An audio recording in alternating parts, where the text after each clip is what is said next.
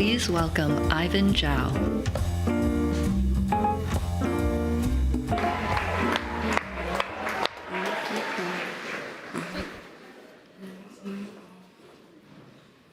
Hi again. Good morning, and welcome to Make with Notion 2025. Thank you for joining us here in San Francisco or watching online around the world. You know, last year's Make with Notion was our very first conference as a company. And to be honest, we're not exactly sure how it would turn out. So raise your hand if you were there last year. Yeah. So I think you can confirm that it turned out beautifully. Many people told me that it felt like a coming-of-age party for Notion and for our community. I was especially proud of the creativity and the care that our team put into the event. You know, at Notion, we love well-crafted things. We're a little bit snobby, especially about chairs. So to make things a little bit more interesting last year, we brought our nicest chair from our office to the event. And some people joked that it felt more like an interior design conference than a tech conference. And I'll take that as a compliment. So for today, I hope you can have a similar great experience as last year, if not better. We prepared a lot of exciting programs and demos for you. I think you'll have a blast. So let's kick off today's keynote with a product recap. We launched a lot of things last year, including brand new AI products. But I want to start with something that's not as flashy, but critical to all of you: performance and reliability. We really care about this as Notion continues to scale. So our engineer team spent the entire summer on this. We fixed over 2,000 bugs. We improved desktop speed by 30%. And for large databases, they can now load up to 3 times as fast as before. I think you can all feel the difference. Thank you.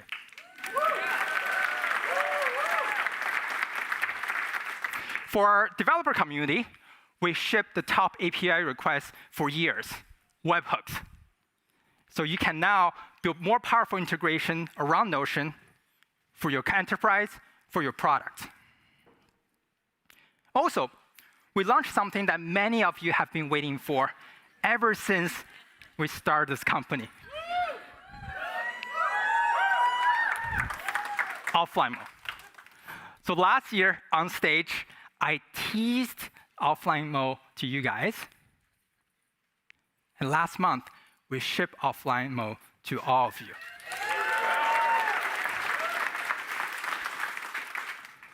Well, since then, our subreddit traffic has been plummeting.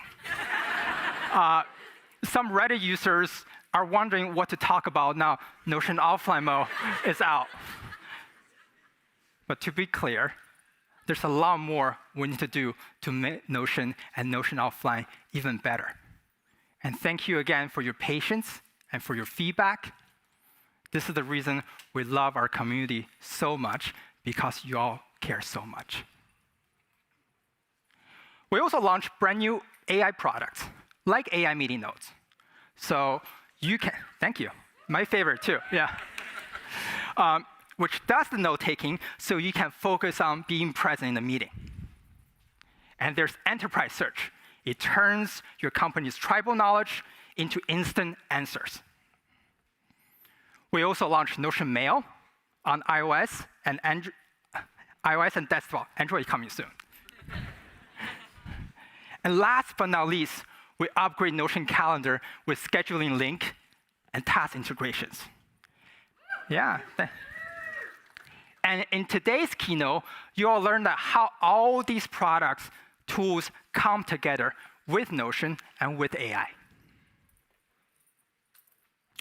Last year was also a big year for our customers, with more companies and teams adopting Notion.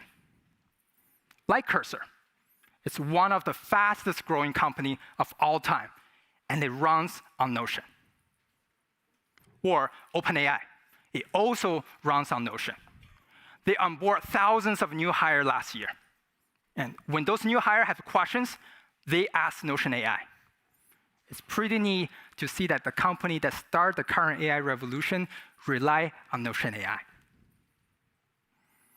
And when you look at this new generation of AI companies, I'm really proud that almost all of them start on Notion. So outside the AI industry, Ramp is a fast-growing company reinventing finance. And I especially like their tagline, time is money, save both. Last year, Notion helped Ramp consolidate half a dozen tools and save 70% of their tooling cost. And this is my favorite. To quote their CEO, Eric, Notion is not just saving them money, but literally compressing time. So now I think about it, well, maybe Notion should steal Ramp's tagline.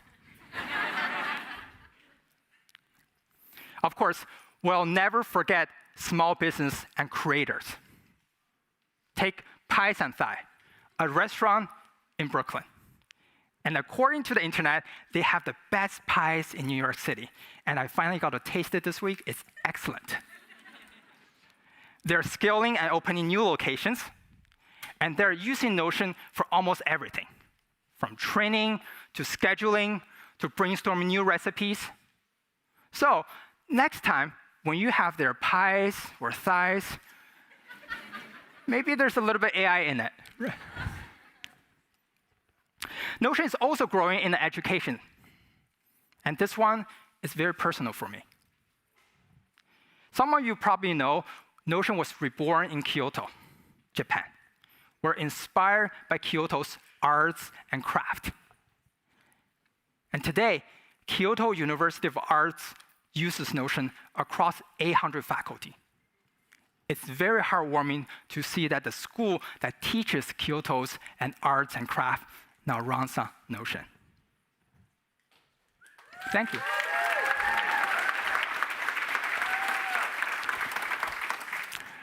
All the customer story comes back to our mission.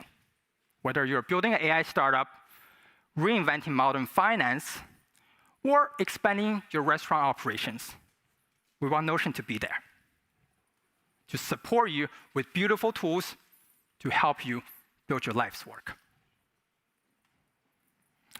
Notion, the company, is also growing. Last year, we opened 5 new locations: Sydney, Singapore, London, Paris, and Munich, so we can stay closer to our community and customers. In San Francisco, we also moved into a new office. It's one of the first office buildings in the city, and it survived the 1906 San Francisco earthquake. So if you zoom in to our building on the right, it says, "Offices ready in May."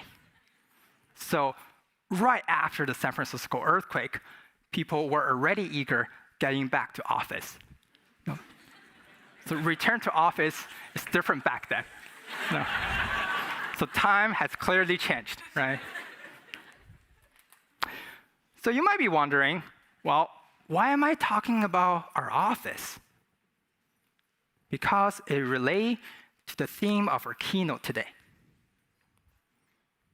Around 1900, most Americans were farmers, but people began to migrate into cities for a new type of work: knowledge work. Office buildings were created to host knowledge workers, and new tools were designed to automate people's workflows. Tools like typewriters, so people didn't have to second-guess their coworkers' handwritings. Or file cabinets, which was basically the original second brain. And now imagine creating an entire YouTube course about file cabinets. As we move into the software era, typewriters become word processors. File cabinets became databases and applications. And today, the software era became the software sprawl era. Tools are fragmented and rigid. An average company needs to use 88 tools to run their business. And knowledge work feels more like busy work. So sometimes we think, well, busy work is just modern life, part of being adult. Grow up. But at Notion, our mission is to help you do your life's work. So we ask ourselves, can we use AI to help you delegate some of your busy work? And as you probably know, AI and AI agent already exists for some sectors like customer support and coding. But the world has yet to see an AI agent for general purpose knowledge work. There are a lot of cool demos on Twitter, but nothing truly works at scale, reliably. This is the problem we've been working on for the past 2 years. And sometimes it feels everything we built at Notion has prepared us for this moment. So, what does it take to build a knowledge work agent? It needs 3 parts. First, it needs to know about your work. Context is everything for AI. But today, here's the dilemma of AI at work. On one side, AI chatbot knows about your personal life, but it's not plugged into your work context. And on the work side, every SaaS app has AI now, but they don't work together. So the context is still fragmented. At Notion, we've been solving this fragmentation problem for years. With Notion 1.0, we consolidate documents and knowledge base into one tool. And with 2.0, we're introducing databases and brought together tasks and projects and your other workflows. Then we have Notion Mail, Notion Calendar, and AI meeting notes. For everything else, there is Notion Enterprise Search. This means Notion knows everything about you and your work, and we can pass this context to your Notion knowledge work agent. Second, to build a knowledge work agent, it needs to be designed for teamwork. But most AI chatbots today are designed for single player.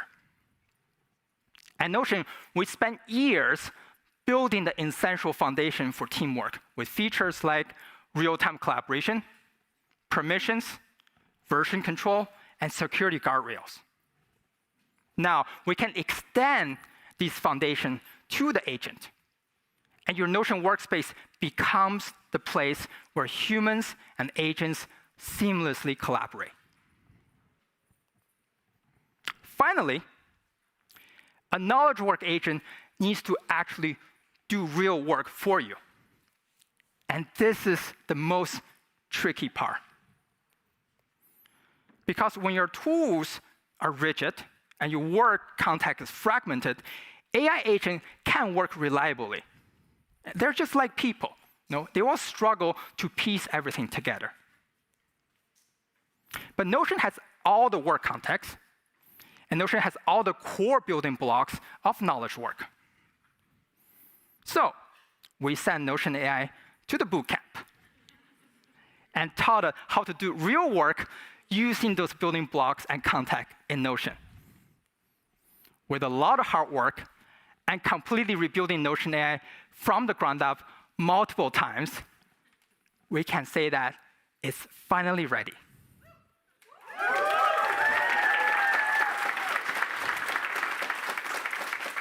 And the result is,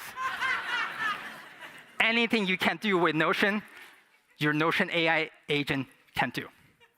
It's the state-of-the-art AI agent that can do multi-step, continuous, autonomous work, sometimes 20 minutes at a time. This is such a big step change in our company history, and it gave us a brand new foundation to build our future.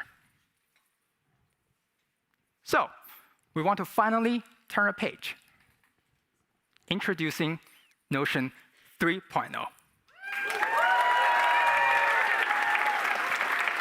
It's the world's most advanced knowledge work agent, designed for teamwork. It's the first of its kind. We're really proud of it, and we can't wait for you to try it. Before, Notion was your tool. With 3.0, Notion is your AI teammate. Before, Notion was your notes app, your knowledge base, your task tracker.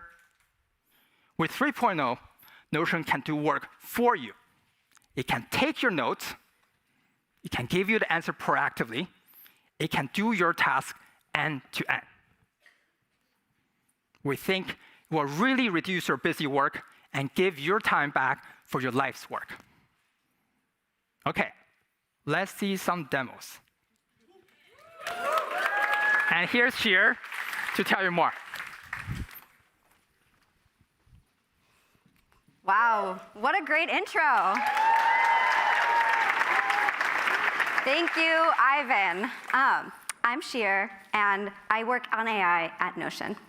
I've been working on AI for more than 10 years, and it's never been more exciting than it is today. But keeping up with AI comes with this.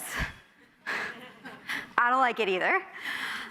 So much of my reserved focus time is spent on things like writing status updates, prepping for meetings, updating docs. But recently, I've been able to reclaim more of my focus time, and actually, focus, because I've been delegating my busy work to this guy. This is our brand new Notion agent. It's being rebuilt from the ground up. It's new and improved, and it can tackle much more complicated tasks like this one you see right here. Previously, Notion AI could only do things one thing at a time. A single search, a single generation. You had to give very precise instructions for it to do the right thing. Today, the agent is able to take on a much more complicated goal or task, just like the ones you see here. We have taught this agent to do everything that you can do in Notion and take advantage of the full set of building blocks. It can generate toggles, bullets, checkboxes, and my personal favorite, the table, columns. Anything you can do in Notion, this agent can do. We're also introducing instructions and memory. This lets you control how your agent behaves. It's also a place for you to store notes on your preferences and memories about you. And since it's just a Notion page, I can edit the instructions and memories however I want, and I connect it at mention to the rest of the context in my Notion workspace. So instead of telling you, let's show you. In today's demo, I'm going to be a PM working on follow-ups from our offline mode launch. First, I'm going to have my personal agent help with user feedback. And then I'm going to have it write a product requirements doc or a PRD that I can share with the rest of the team. Let's dive in. As I get situated in my day, I'm going to first start with the task of gathering user feedback. I'm going to ask my agent to create a doc. Now, I know that there is a bunch of information from Slack, from email, and from the web, so I'm going to prompt the agent to look there. I also want it to pull very specific user quotes from me. This is the kind of thing that would have taken me hours to do all on my own. I would have had to comb through all of the user feedback, create categories, copy and paste a bunch of quotes from everywhere, but this agent can do it in seconds. This is our revamped Notion agent. It's got access to enterprise search, so we can gather context from mail, from Slack, from Notion. With Notion's AI meeting notes, I can pull quotes directly from transcripts with customer interviews. I can also search the web, where probably some of you have left us some feedback about offline mode. We hear you. And because this agent can do anything I can do in Notion, it can take all of that information and put it into a doc. I just had one prompt, but this agent was able to take all of the different steps, string them together, and put them into a research report. Let's check it out. We can see here we've got quotes from everywhere and themes. I'm going to consider this done. Next, we're going to write our PRD. So again, I can ask the agent to get me started. We're going to go back to the research report and use that as a jumping off point. From here, I can prompt my agent again. I want it to use the feedback we just collected. Again, this is something that manually would have taken me an hour or two, reading through all of the user feedback, extracting out the user problems, figuring out what's a feature request, what's a bug, organizing it into a roadmap. But this agent here, it can do it in seconds. Let's check it out. This PRD looks pretty good, but it's not exactly in the style that I like to write and my team likes to use for PRD templates. This is where instructions and memories come in. So we're going to get it set up. To get it set up, we just click on the agent and hit Personalize. From here, I can add a new Notion page, and this is just a page. So it's going to work out of the box with all of your existing setup. The flexibility that you have for organizing your thoughts in Notion, you can also use to organize your agent's memory. We're going to add our first memory here, which is that PRD template that I want to use. All I have to do is add this here once, and now the agent can remember this for every future interaction. We can put style guides in here, templates, and really any preference I have. I'm also going to ask it to interact with me in a special way. I'm a little bit of a diva, so I'm going to ask her to refer to me as a queen. And it's not personal without a personality, so let's give her some. All right, back to work. Let's go back to our PRD and fix it up. I'm going to ask the agent to update this to the right format. Now, I didn't add the PRD template here at all, but the agent was able to pull the instructions, read the PRD template, look at it, review it, and now it's updating my doc to the right format with the headers and the bullets that I need. Almost done, but I really like to add a TLDR section to the top of every single doc. So I'm going to ask the agent to do that. I'm also going to ask the agent to remember this for the future. Now remember, my instructions page is just a page. And since the agent can edit pages, the agent can remember this all on its own. I never need to open the instructions. Okay, I think we're done. Boom. Last step here, sharing with the team. I think this PRD is ready for some feedback, so I'm going to share it with Jakob from our engineering team. I think we can consider our busy work done.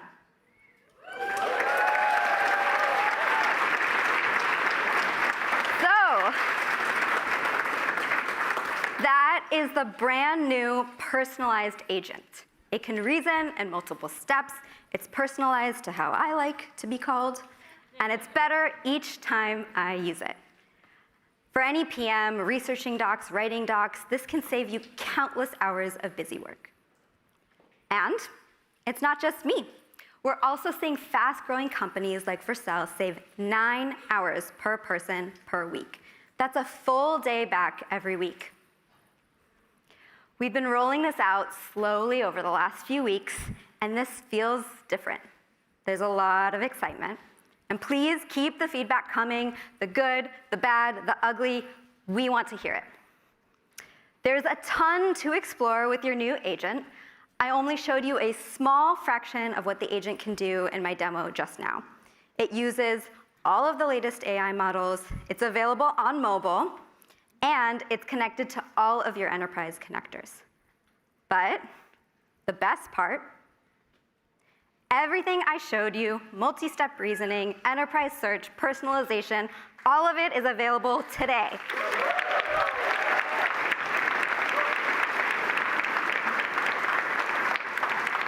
But I skipped over a pretty big Notion building block. The real power of the agent comes where you combine it with databases. Here's Jakob to tell you more.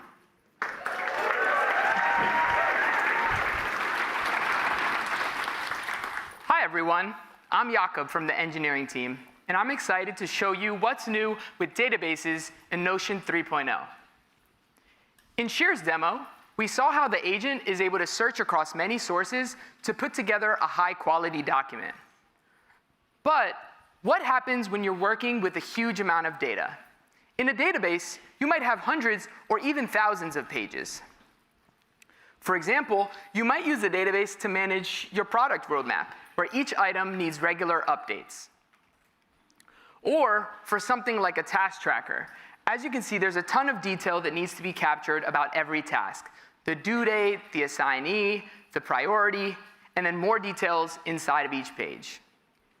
You can use databases for so many things.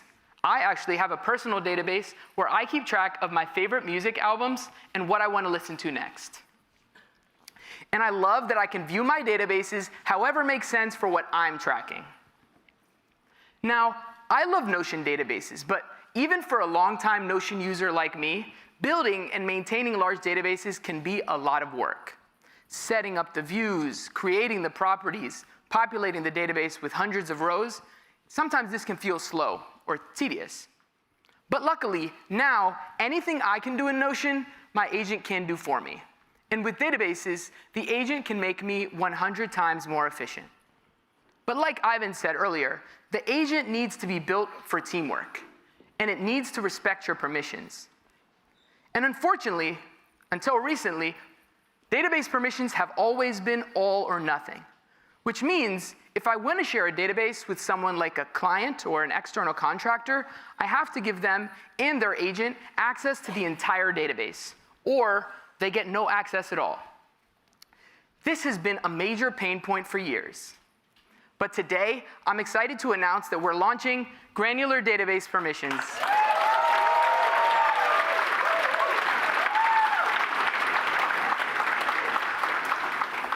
It's our #2 feature request of all time, second only to offline mode. This feature gives you more control over how you work with your teammates and their AI agents. You can now set up a database so that a page is automatically shared with whoever it's assigned to or whoever is mentioned in a particular property. I have a lot to show you, so I'm going to show you in a demo. In the demo, we're going to do a few things. I'm going to first have my agent turn Shear's PRD into specific tasks. And then I'll have the agent look through Slack to find bug reports. And finally, my agent will help me with adding views and formulas. So let's jump in. If you're an engineering lead like me, you spend your time focused on two things: building new features or fixing and maintaining what already exists. And when you're building new features, one of the more time-consuming parts is breaking down a product spec into smaller tasks. Normally, you'd have to manually move a lot of information from one place to another. But now, my agent can do that for me. So I just asked for it to break down this PRD, and I already have this database set up with where our team is tracking our work. So the agent is simply adding the tasks here with all of the necessary properties populated. Without AI, I'd need to read the PRD, add names to the tasks, assign owners and priority levels. But with AI, that just happens in one pass. And I love how much time this saves me so that I can focus on doing the things that I really enjoy, like writing code and working with my team to solve hard problems. So as you can see, the database is now fully populated. All of the properties, the assignee, the task type, priority. All it took was one prompt, and now we're ready to move on to the next thing.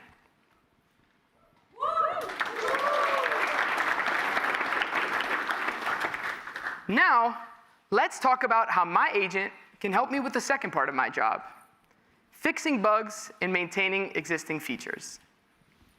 As Shear mentioned earlier, I can personalize my agent with instructions that make it effective at performing my tasks.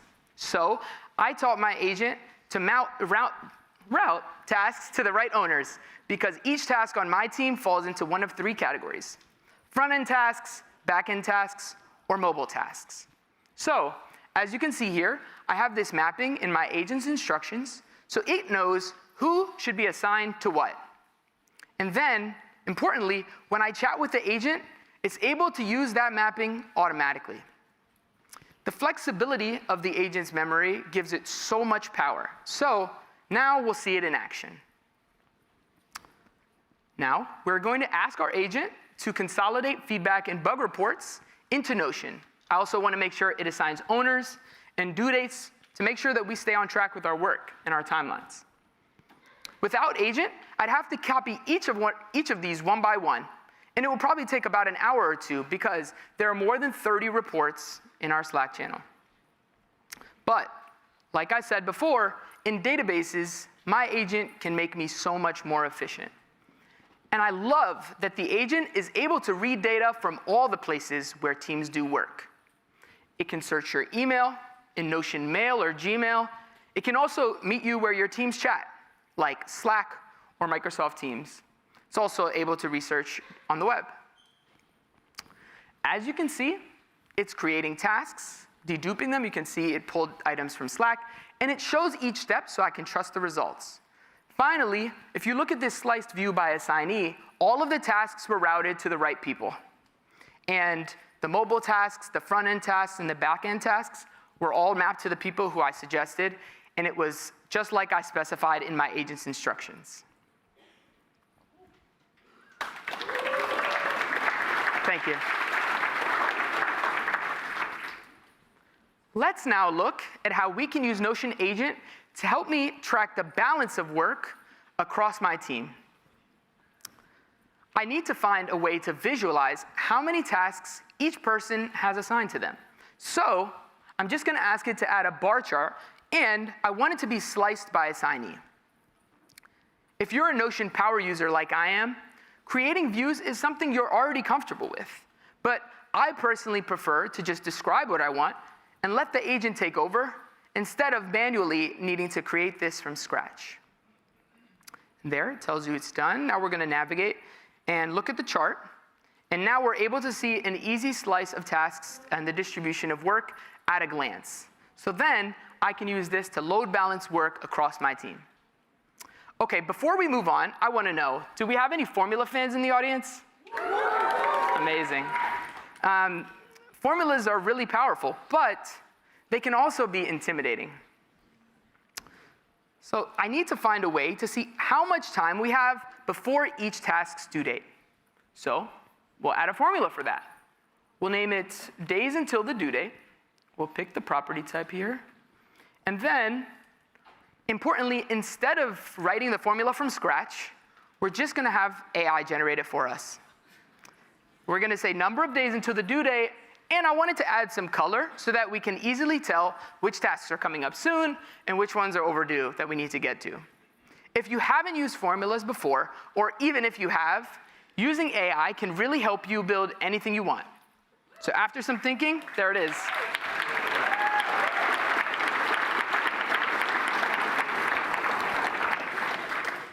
The formula looks correct, and we're able to use the colors to be able to tell which ones are coming up soon. We have the ones in red are overdue, the yellow ones coming up soon, and the green ones, we have more time. Finally, there's one more thing that I want to get right. I want to make some changes to the permissions of this database. So I'm working with some contractors on a few of our tasks, and I only want them to see the tasks that they're assigned to. So I'll set a permission rule so that anyone in the assignee property can get can-edit permissions to their tasks and nothing else. So now our contractors can see their work, but they can't see anyone else's.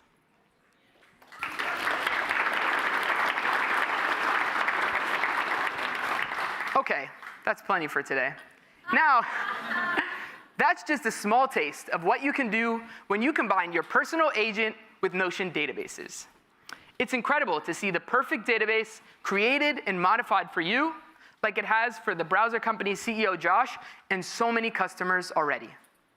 And we'll keep making databases better with new features like conditional coloring, which lets you highlight each page based on a particular property. Like if you want your high-priority tasks to be marked in red, like they are here. This is available now, so you should give it a try if you haven't already. And we're also adding a new type of database view, map view. So you can use this to easily visualize your data plotted on a map. Stay tuned for this, coming very soon.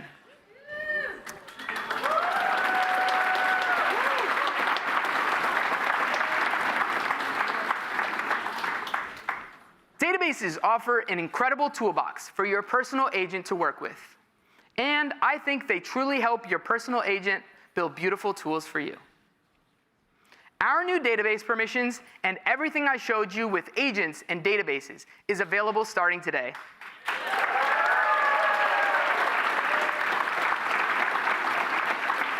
They're included in our business and our enterprise plans, and they're free to try for anyone.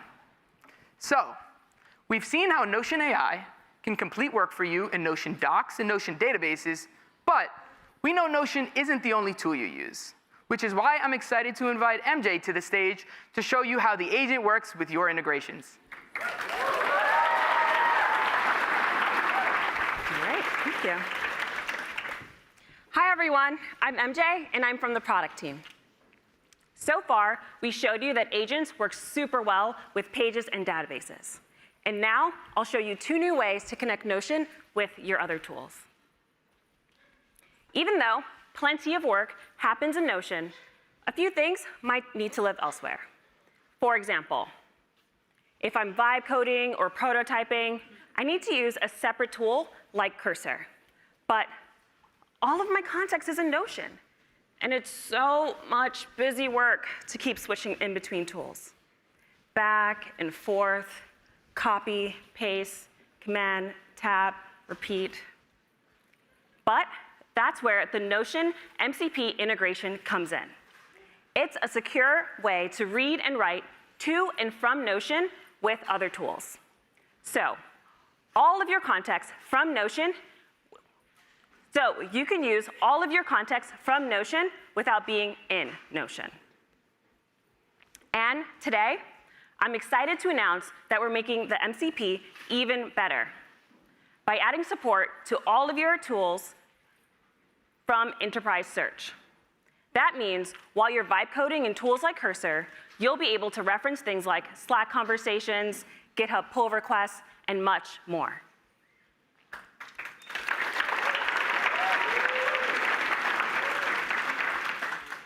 And we're also adding new integrations for your personal agents to connect to Notion Calendar and Notion Mail. This will make it super easy to schedule meetings and send emails, way faster than human speed. So let's see it in action. First, I'm going to use the Notion MCP to build a prototype in Cursor by pulling context directly from a Notion database. And once that's done, I'll use the MCP again to update that same task from Cursor. And finally, with my Notion Calendar and Notion Mail integrations, I'll use my personal agent to set up a few customer meetings to get some feedback on our prototype. All right, so let's start with this task to add more information to the offline settings table. This will help users understand that they've downloaded the right pages before going offline. All I need to do is ask Cursor to implement this task. And within a few seconds, Cursor is going to realize that the details it needs lives in Notion. And it uses our MCP to bring in all of that context seamlessly. From our task, it learns that what it needs to build and starts building our prototype.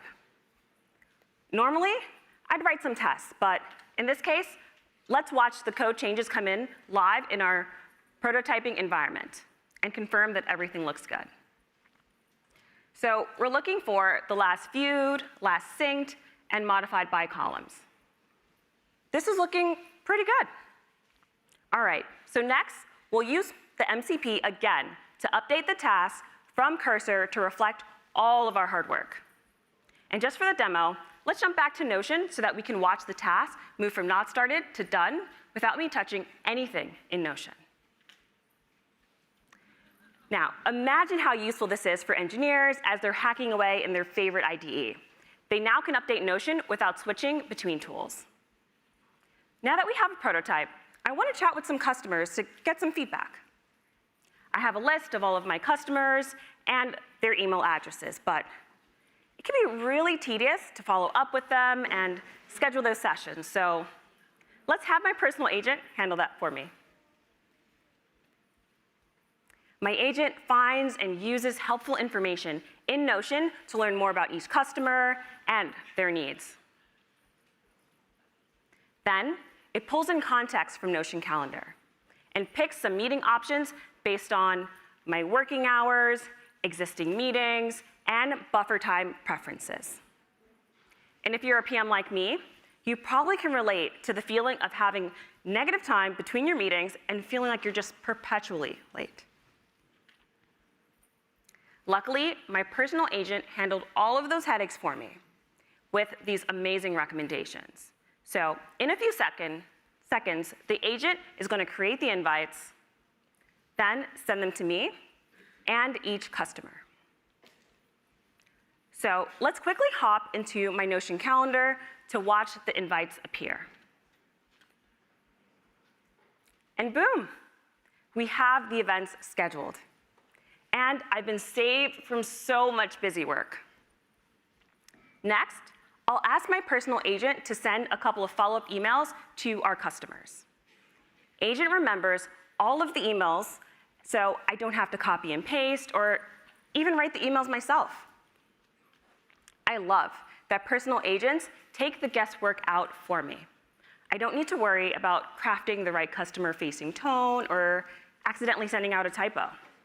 It tailors each email to each customer, including their name, the respective invite details, and a clear agenda based on each customer's feedback. So the drafts are done, the emails are being sent, and the magical part is that with the same amount of effort, I can send out countless more emails to additional customers. Calling this just a time saver is an absolute understatement.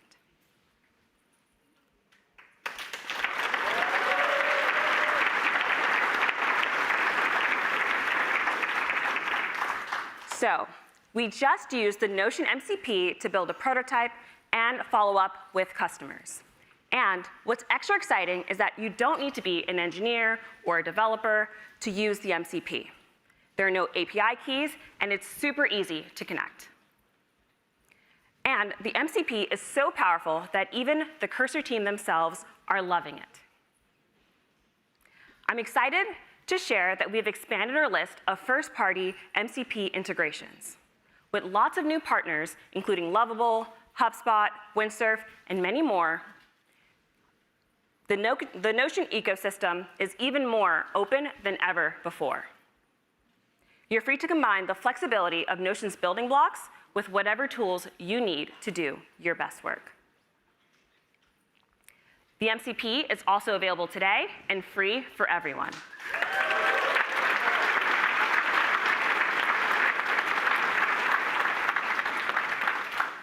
And if you're on the business or enterprise plan, you can use the MCP with advanced capabilities like enterprise search with AI connectors. We have a lot more planned here, so please stay tuned for more improvements. And with that, I'd like to invite Erica to the stage to tell us some exciting updates for the Notion community. All right.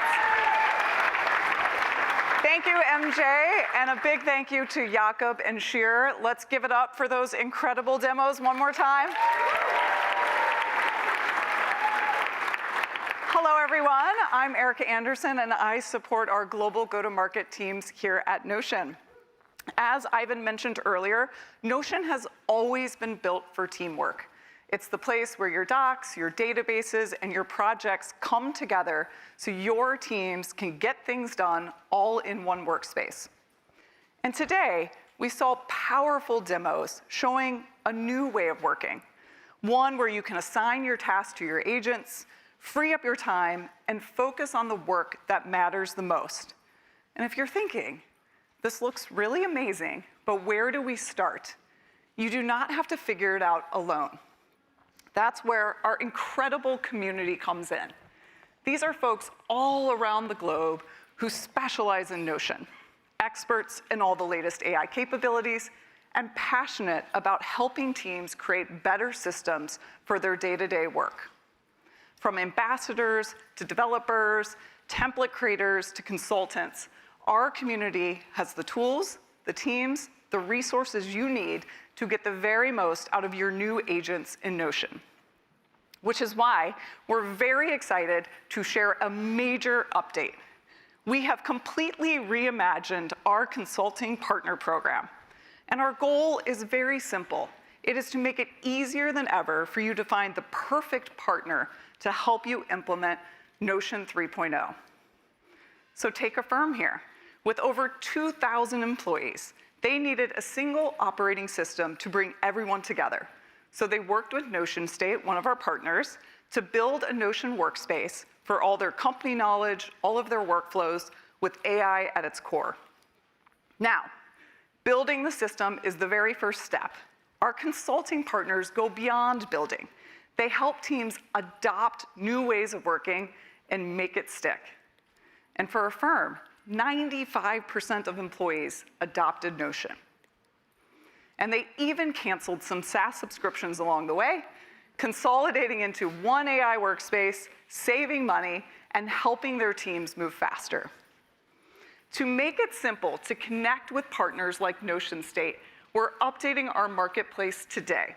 Now, in just a few clicks, you can browse certified consultants, see their specialties, and find the partner who's right for you. And if you're sitting here wondering, could I do this too?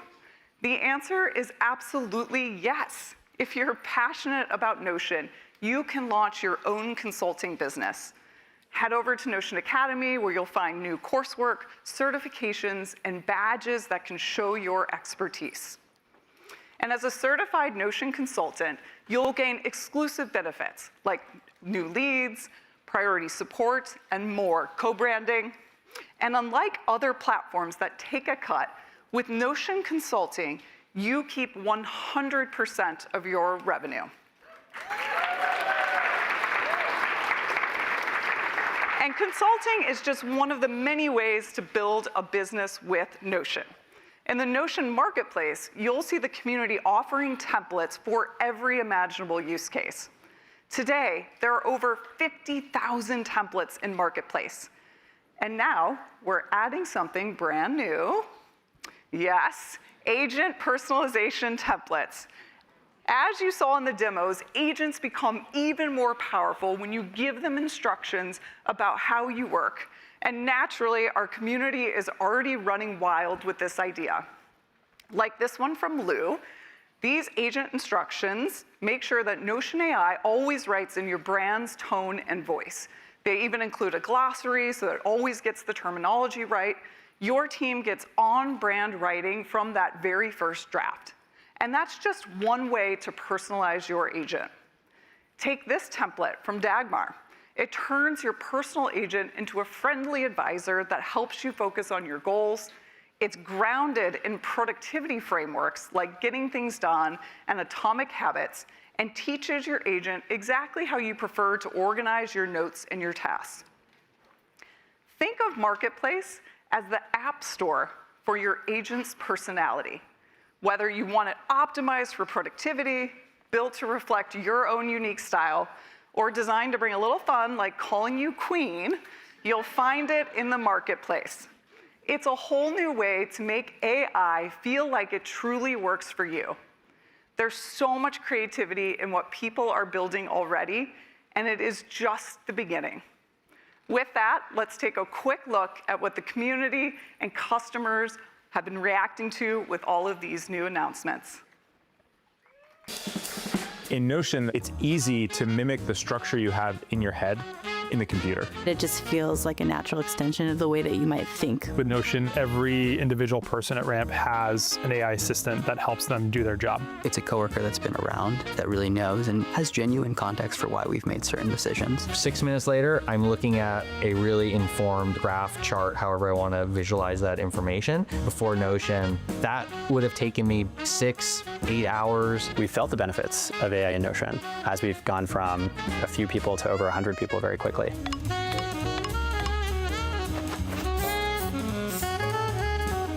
This is quite transformative, and it's not the half of what it can do. Notion AI agents will just further evolve Notion to be the one-stop tool. This changes everything.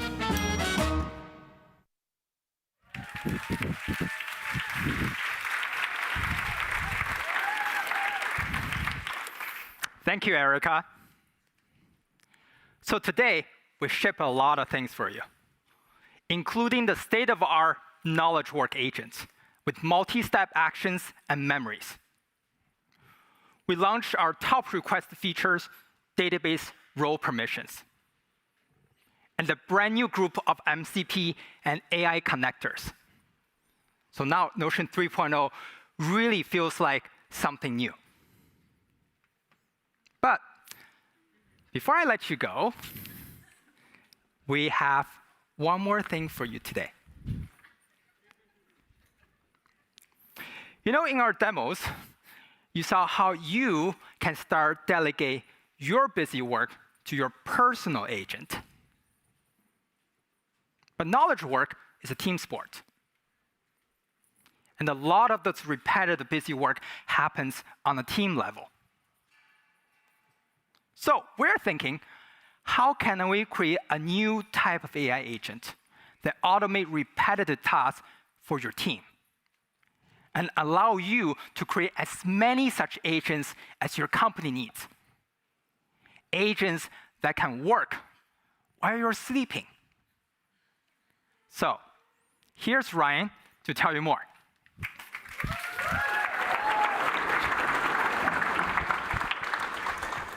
Thank you, Ivan. Hey, everyone. I'm Ryan. I'm on the AI team here at Notion, and I cannot wait to show you what we've been building. We saw many examples today of what your personal agent can do, and it can do a lot. It's like a Swiss Army knife for your productivity. But sometimes you need a specialized tool, something that's really good at a specific job. And sometimes there's just work that you want to put on autopilot. And so, with Notion 3.0, that is now possible with custom agents. Imagine a whole team of agents, each with their own specialty, running in the background. So you might be asking, what are custom agents? Well, while your personal agent knows everything that you know, with custom agents, you control the information that they have access to. For example, you can give your custom agent access to a specific database. That way, they limit their search results and keep everything focused and trustworthy. Next, your personal agent only collaborates with you. But with custom agents, you can share them across your entire team, supercharging what everyone can do in a day. And finally, your personal agent only knows to work when you use it. But with custom agents, they work autonomously and in the background. They can take action based on triggers or even schedules. Just imagine waking up each day with your new daily briefing delivered by your custom agent. You can create as many custom agents as you need. You can specialize them to any role or team, from employee onboarding to inventory management, and everything in between. Now that is enough talking. How about I actually show you how they work? Here is an example Slack feedback channel the offline team uses to collect feedback. They're spending a ton of time answering the same question over and over and over. Now imagine I run IT for our company, and I've been tinkering on a custom agent to help them out. Let's see it in action. I'm going to go ahead and ask, when did offline mode ship? And if I wait a second, I've got a new reply. Meet offline Oliver, my team's custom agent that can answer questions about offline mode. And yes, it did ship on the August 12th, and we announced it on the 19th. But you don't just have to use Slack to work with custom agents. Each custom agent comes with its very own chat, where you can ask it questions like, do databases work with offline mode? And the answer, of course, is yes. Now, let's see how custom agents work under the hood. So I'll go into Offline Oliver's settings, and up at the top, we have our triggers. These are what wake up your agent and get it to work. You can set triggers like a custom schedule, it can respond to events in Notion, or even external events in Slack, with many more apps and integrations coming soon. Below our triggers, we have our instructions. This is where I can tell our agent exactly how it should work. Like in this example, reading from a knowledge base. And last, we have our tools and access. This is where I can decide exactly what my agent can see and do within my workspace. So Offline Oliver's already pretty useful, but it's just answering questions. What if our agent could file tasks automatically? Well, our team uses this people database to keep track of who works on what. We can give Offline Oliver access to this database to automatically assign new tasks.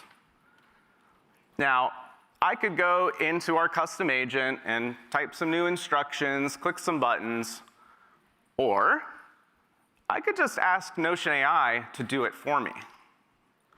So here, I'm going to tell Notion AI to use the task database, the people database, how to assign people, and even how to handle replies in Slack. And Notion AI will figure out exactly what updates to make to our agent. And just like that, our agent's updated with new instructions and configuration ready to use. All right, let's see it in action. I'm going to pop back over to Slack and ask a question about some weird Android bug that I've been seeing. I wait a minute, and now we have another reply. And who would have guessed? It's Offline Oliver again. This time with a new task automatically assigned to Jakob. But Jakob, or MJ, is the one that typically helps us with Android. So without leaving Slack, I'll just tell Offline Oliver to make some updates to the task, and most importantly, the people database.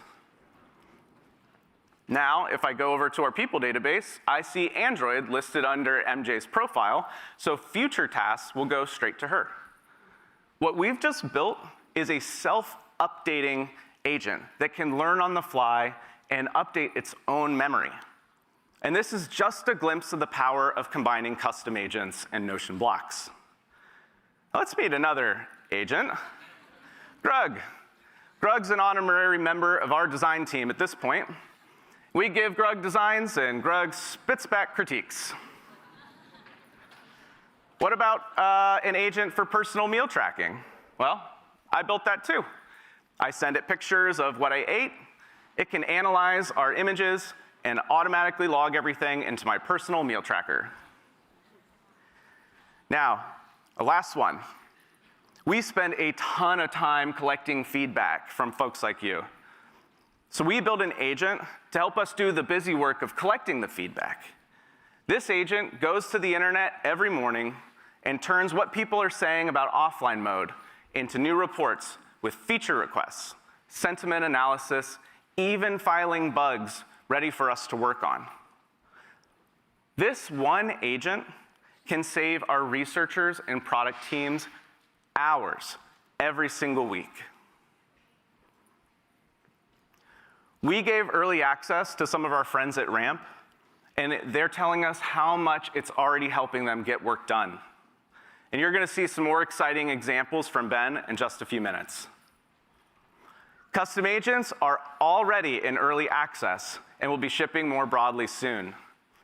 We cannot wait to share these with you and see what you build. And if you want to see a deep dive into how we use custom agents at Notion, please join us later today on stage 2. And with that, let's see a quick video of everything new in Notion 3.0.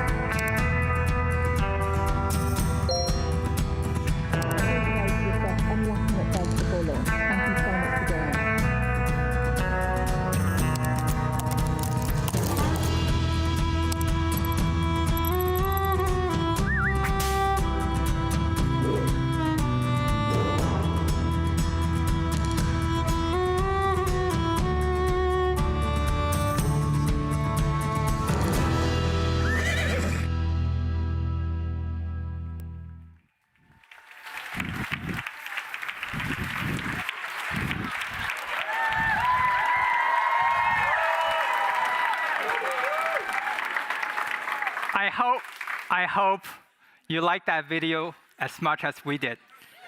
Our team really had fun with that.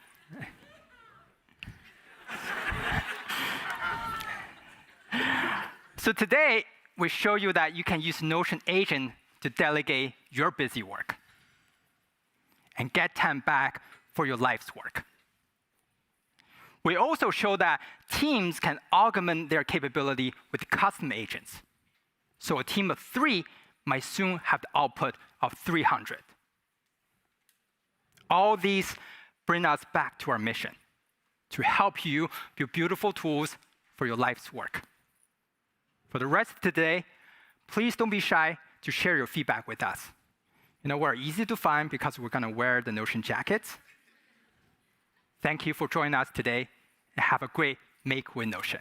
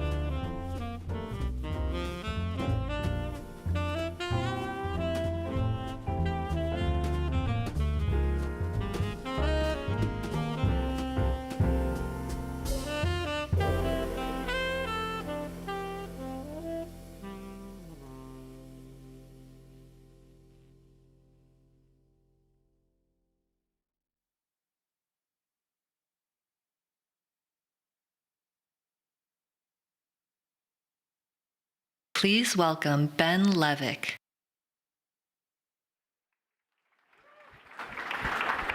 Hello, hello. Hello, Make with Notion. Anybody else excited about Notion 3.0? Yeah? It's pretty good, pretty good. Well, my name is Ben Levick. I work at a company called Ramp, and I lead operations in some of the AI product teams there. And I'm really excited to follow up that amazing keynote with some of the lessons we've been learning at Ramp about how to bring AI fully into your team. I think Notion 3.0 is something we've already been spending a lot of time exploring with our team, and I hope to bring a mix of kind of the practical and the aspirational of what we're doing. So to really understand kind of why I'm here, Ramp has been interested in AI since it was founded, but we started to notice about a year ago that there was an acceleration in what AI could do for business. I imagine many of you have noticed the same thing. And so we started to get really serious. When the executive team got together at the beginning of the year, we said, we probably need to really get focused on AI for our team. And so we set what I think was like a humble, achievable mission, which was to become the most productive company in the world. And yeah, you might say, Ramp likes to bite off more than it can chew. We do that sometimes. But to understand why I actually think this is the right mission for our team, it's probably worth spending a minute on what Ramp does and why we exist. Ivan mentioned this a little bit in his keynote, but Ramp's external mission is to save our customers their most valuable resources, their time and their money. Time is money, and so we're really focused on bringing a set of finance tools to customers that are going to really unlock their most precious resources, keep them focused on their business. On the outside, that takes the form of a suite of powerful financial tools, everything from corporate cards to expense management to bill pay. And they're all for both finance teams, but also anybody who spends money in a company. And so if any of you are dreading going home after Make with Notion and filing an expense report for an hour and a half and digging through your bag for receipts, Ramp is there for you. If any of you have ever gotten into an infinite loop with your finance team and boss about whether you can get a new vendor approved, Ramp is there for you. And if any of you run your own business and spend way more time than you should moving money between different bank accounts just so that it's where it needs to be, Ramp is there for you too. We really are focused on putting money in the right places and saving you time doing it. And so AI agents, unsurprisingly, has been a big focus of Ramp as well. Under the hood, we really believe that AI agents can drive powerful new behaviors within finance. And like the Notion team mentioned, there are AI agentic behaviors that we can put everywhere. We've launched a set of agents already this year. We're actually going to launch more next week at our conference. So Jinx to Notion, agents is in the air. And we believe that they should be there to help humans focus their time on making fewer, more critical judgment calls. Let the robots do the busy work. Agents can do and humans can do the rest. And when you have this productivity mission, every day that goes by culturally as a company feels like a burning need to do more, because you see all of your customers, you see how they are wasting their time and their money, and you want to go as fast as possible. So velocity, customer obsession, these are the values that power Ramp. And it's given us the ability to serve 45,000 customers and counting, for which we've saved almost 30 million hours of wasted time, $10 billion of wasted money. And it's given us the opportunity to partner with like-minded companies like Notion. So we rolled out Notion at the beginning of this year. Notion also runs their finance on Ramp. So it's two productivity companies productivitying each other's productivity. It's a great productivity dream. So if we get back to the internal mission, to become the most productive company in the world. Okay, that's the why, but what is the how? Obviously, AI agents are going to play into this, but it's a pretty simple question to answer how AI agents are going to make us productive. It's by making each team member the most productive possible version of their work. In some ways, we do that by making teams faster. AI can automate a lot of manual processes. You just saw 17 demos of how that can be done. It can instantly deliver information where it needs to be. Importantly, it can also make you better at your job. There's also a lot of ways I've seen AI make people worse at their job, so be careful here. But to become better at your job, it's really using the deep research capabilities, the ability of AI to go further than you can into understanding things and bring you back what's important so you can make the best possible decisions. But the real magic, the rubber hits the road, is that AI is faster and better at the same time.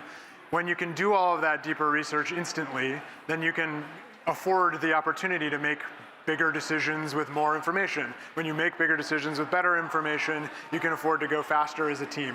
And so what we've really tried to find is those opportunities to get our teams faster and better simultaneously. Where do we see that happen? Notion mentioned this too. Coding is an obvious one.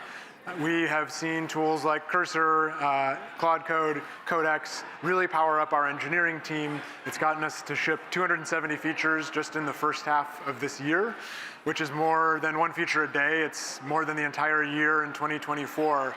The engineering team is running really fast. They are deploying a DevX team to just teach them new tools. And so the impact's really clear there.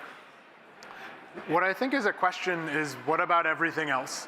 We just saw a lot of amazing tools from Notion, but how do you actually put them into practice? And I think here, I talk to a lot of people on my team and a lot of colleagues in other companies, and what I often see is that there's a few limiting beliefs that are often slowing teams down in their ability to really get under the hood of how to use AI within a team. I'll go through 3 of them. The first one I'm going to call the doomers. This is the folks who basically say, well, AI is going to take all of our jobs. We should probably just roll over and wait for it to happen. Okay, it's an interesting take. It's one that, if it comes true, will be unfortunate. But I think it's a reason not to take action when action is actually the most important thing to do. The second one I'll call the zoomers. They're kind of on the other side of the spectrum, which is agents are becoming, or AI tools are becoming more powerful every month. LLMs are going wild. In a few months, we can just buy a tool, hit a button, and it'll do our jobs for us perfectly. Okay, I really hope that happens. That would be great for my job. But I do think that it's going to be a little harder than this because that ignores understanding all of the work that's actually happening that needs to be replaced. And then the third one, I really just had to come up with another rhyming word, so I went with boomers. This is the one where people are saying, dang, AI is moving really fast. Every morning the news is different. I'm going to wait a year or two because by then they'll have figured out the right way to do it, and then we buy AI, then we get going. And I think this is probably the most dangerous one because it puts you in this passive waiting mode, and I guarantee you're going to be waiting forever, where what you need to be doing is learning, practicing, getting the hang of how to do AI in this era. So what I want to propose and what we've been doing at Ramp this year is a 4th mode, and I think it's going to get good reception in an audience like Make with Notion. And it's the idea of builders.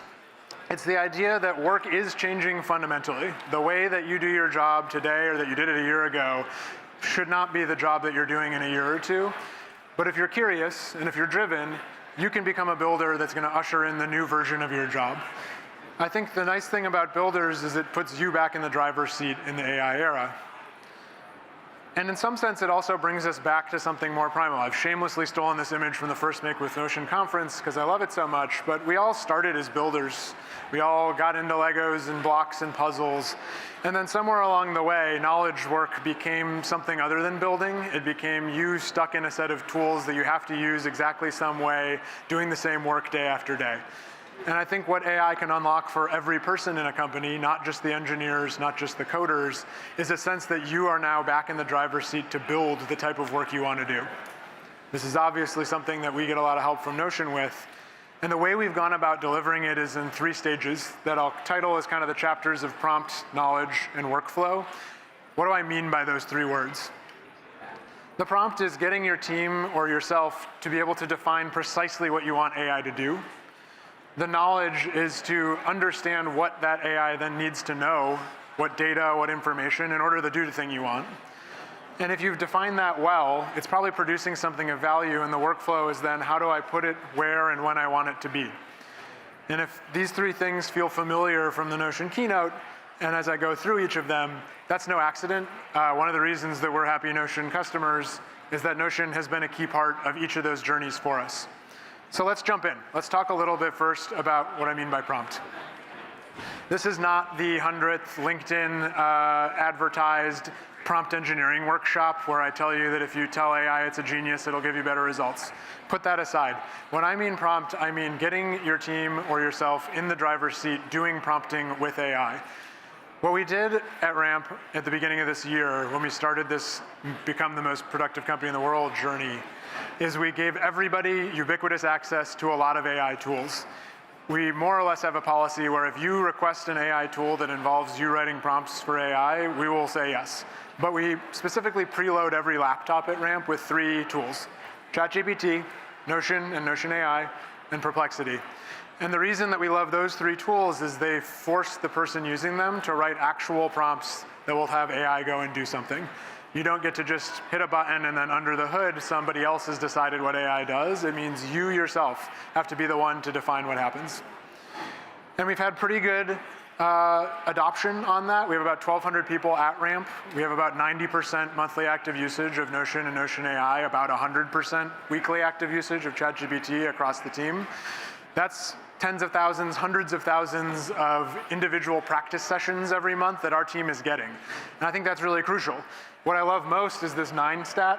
Out of the top 10 power users of ChatGPT at the company, they represent 9 different departments across the team. So this is not just engineers, it's not just product people, it's operators, it's sellers, it's marketers, it's everyone.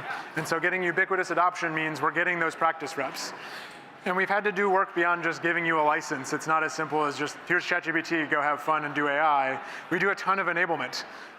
Every group that starts at Ramp gets kind of a onboarding boot camp for how we use these tools. We update that every 2 weeks because it's always changing. But we try to get you brought in at the cutting edge of how we think you should be doing it.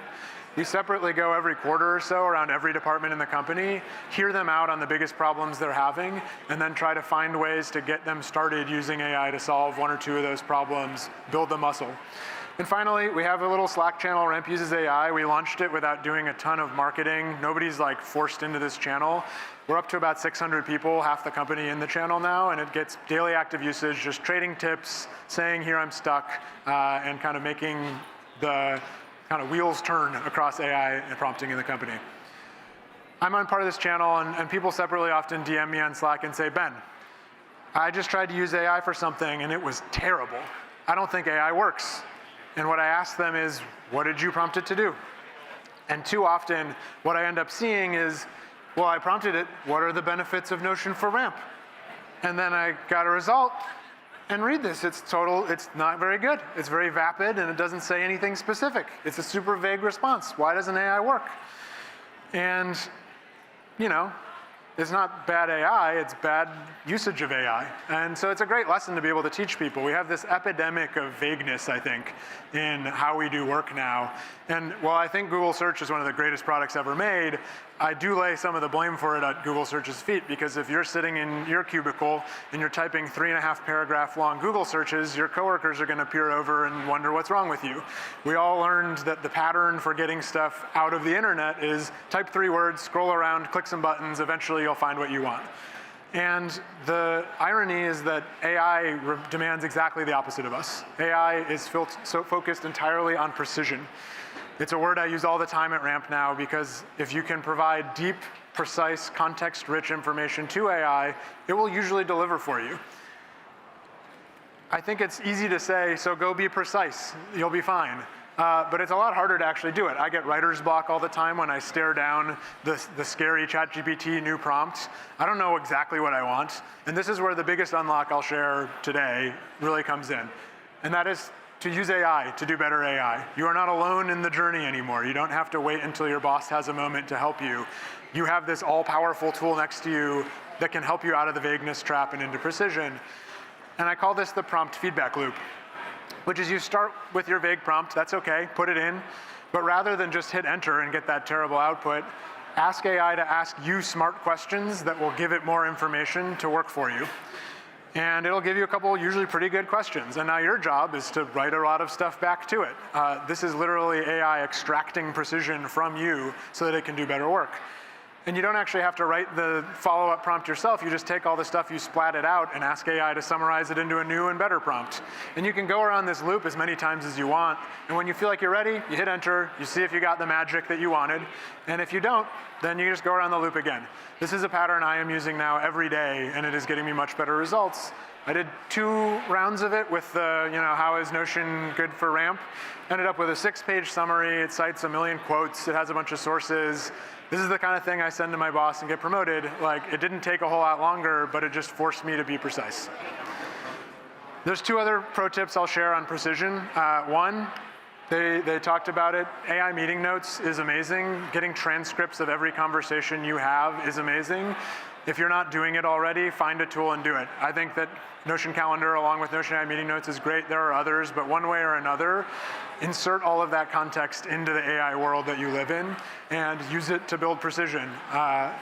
What you can also do now that Notion Agent is live is you can take, say, your weekly meeting, you can combine it in a quick prompt, hopefully more precise than what I actually put up here, with other documents, maybe your roadmap or your team's project database. And you can directly have your meeting notes interact with all the other artifacts you put on Notion. And with Notion Agent able to take action in databases, it can then go do the updates for you. So I now get out of my team meeting, and within 10 minutes, everything we talked about is appropriately reflected back in the spaces where we live in Notion. The last one, find a way to do AI dictation, voice to text. It's a little different than meeting notes. It's literally put your cursor anywhere on your desktop and hit a button, and you start talking, and it starts to record everything you say, and then it edits it to be even better than what you said. There are tools like WhisperFlow, Super Whisper, Mac Whisper. They all have the word whisper in them. That's how you can find them. Pick one that you like. But this is a great way to, again, be able to really speed up that precision journey. I have support team members who can now voice type, we call it, 200 words per minute, which is twice what they could before. And so if we go back to this idea of faster and better, that speed is what drives their ability to now put better answers out to our customers, get through more work, think a little bit more deeply. So once you have your team good at prompting, the next big phase is knowledge. And for knowledge, I think this is a misunderstood space still in AI. It's a place where, and you'll see in a bit, I don't always agree with Notion on how to approach this. But I do know one thing, and that is that knowledge managers have gotten a bad rap. I think it is often seen as an esoteric, kind of dorky field. Knowledge management work is often on the bottom of people's list of things they have to do in any given week or month. And I think that the AI era is going to fundamentally remake and re-elevate the importance of knowledge management in companies. And frankly, if you're earlier in your career and you want to find a place I think will be useful for another generation, knowledge management. And part of that is because if you've ever worked at a big company, you probably lived in this, which is you have a dozen different tools where your knowledge is stored. It is routing the information from that to a bunch of different places. It is maintained by half a dozen teams. Those tools have the same information but represented in different ways. They're constantly out of alignment. They're vague. They're not kept up. And now we pour gasoline on the fire, which is tons of AI that is asking those tools questions and then probably telling your customers information that it found. And you as the person, or me, I guess, as the person who has to own the knowledge of the company, I'm pretty terrified that I'm going to lead to a lot of meh customers from this setup. And so we've really this year doubled down, tripled down on knowledge management. It's a first-class problem at Ramp. And we've figured out what we think A+ AI knowledge means. It's really 4 things. It's being single-sourced, maniacally accurate, meaning keeping it up to date, crystal clear, describing everything as clearly as you can, and then you have to teach the team to actually use it wisely. Let's go quickly through each of those. First one's kind of the Notion sales pitch all over again, right? When we deployed Notion at the beginning of the year, in addition to the AI functionality, we loved that it let us consolidate half a dozen tools into one. And it wasn't just because of the cost savings. It's obviously nice. It helps me get people to agree to roll out Notion. But the real benefit is now you have a single place where all of the knowledge that is important about your product and your customers and your policies lives, and it can interact with each other. Now when something on the product roadmap rolls out, it can automatically update our SOPs about that part of the product. When a new set of tasks is completed by a team, it can automatically reshape the wiki for that team if that needs to happen. So once it's all in one place, it's much easier to decide what is the core source of truth for each thing that your company does. And it goes further.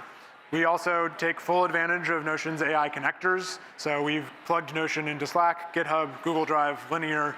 I'm really excited about the MCP stuff. We hope to have Ramp be on this list someday for all of the Ramp customers in the audience. But the ability to use Notion AI in addition across Notion, across everything else in your ecosystem where information is stored, that's a real crucial thing. And it gets even better. We've taken some more creative means to get information out of customer sources of truth in CRMs like Salesforce and Zendesk, surveys from Sprig, and so on. For those, we often have really important information, but it's sitting in this silo that's really hard to break into. So we scrub it of personal information. We have an amazing info security team that helps with that. And then we plug it through connectors into Notion as well. So now we have in Notion a database of all of our sales feedback. That's really useful to combine with all the information that's already there. So get everything into a single source of truth. And then if you know me at all by now, do feedback loops with it. Feedback loops are great in the AI era. And so we have something we call knowledge feedback loops. With your single source of truth, you're going to be using it all over the place. As you use it, it's going to fail you. As it fails you, you can have people submit those failures. You can have AI submit those failures. You can have AI monitors that are built on Notion custom agents just looking for places where it clearly didn't do the job. AI can also research and propose the updates based on those signals, and then all your human is there for is to serve as the core arbiter of what is actually true. And that allows your knowledge to get better and better and be used in more and more places. Let's bring this to life, though, quickly. So this is our SOP hub. This is where we store all of the policy documents for RAMP. If I open my Notion AI agent, I can ask it a question about per diem expenses. Maybe I have a customer that wants to know about a specific policy. All right, Notion ponders. It does its work. And yes, we get the right answer. And beautifully, we get to click right into the article that that answer was sourced from so that we can confirm that it's actually true, make sure we're not hallucinating. But let's say that I know that this is actually not correct. I was just in a meeting, and it turns out there's now some exception to this general policy. And if this gets sent to the wrong customer, it's actually going to confuse them quite a bit. I can now tag in through Notion Agent a SOP feedback database. And I can just explain what I think is wrong. And now Notion Agent, who can modify databases, goes ahead and fully adds the row to that feedback database. This, in turn, creates a signal to our knowledge manager who owns this piece of knowledge that something might be wrong. So that's great. We've moved much faster. This probably wouldn't have been submitted at all, frankly, if it hadn't been so easy. And they can take a look. They can figure it out. But it gets better. We've built a prototype of a custom agent on top that is going to attempt to rewrite the article for us so that our knowledge manager doesn't have to waste time actually figuring out what the intended fix is. We put in the triggers, we put in the instructions, we put in the tools and access that it has access to, all the things that we just saw in the keynote. And once it's done, it checks a box just to let us know it did it, and it pastes the new article down in that feedback. Now all I have to do if I'm the knowledge manager is read through that, make sure that I agree this is actually a new part of our knowledge, and put it back in the original document. So a whole thing that would have taken probably a week sitting in a ticket queue, may not have gotten submitted at all, is now easy. And so once you get good at your knowledge feedback loops, you can focus on your data too. And here the real key is that most data teams are not notoriously super clear in how they describe the data tables that they produce. And we've tackled that head on. Our data team has actually spent a lot of time being more knowledge managers, writing these natural language documents that really describe all the nuances and intricacies of how the data works, stuff that was previously tribal knowledge. And when it's done, you can build things like Ramp Research. This is a tool that we launched a couple months ago that literally, you ask any question in Slack, it'll think for a couple minutes, it'll use those descriptions of our data, it'll produce a full report along with all of the data queries that it used to generate that report that you can then use to go and do other work with that question. The beauty here is it's the most clear, faster, and better story I can tell you. The blue line here is how many manual data analyst requests we were getting before we launched Ramp Research. The green is when we launched the tool. We now have 15 times more people using the data of Ramp to do their work. And it's because it's so fast and easy to do. So faster drives better, drives faster, drives better. And finally, the one place that I disagree with Notion's design philosophy today is that the default when you open knowledge as a user is all sources I can access. I do not want my team to use all sources I can access all the time. There's a lot of bad stuff out in our Slack. There's a lot of years old stuff out in Google Drive. I maintain places that are sources of truth.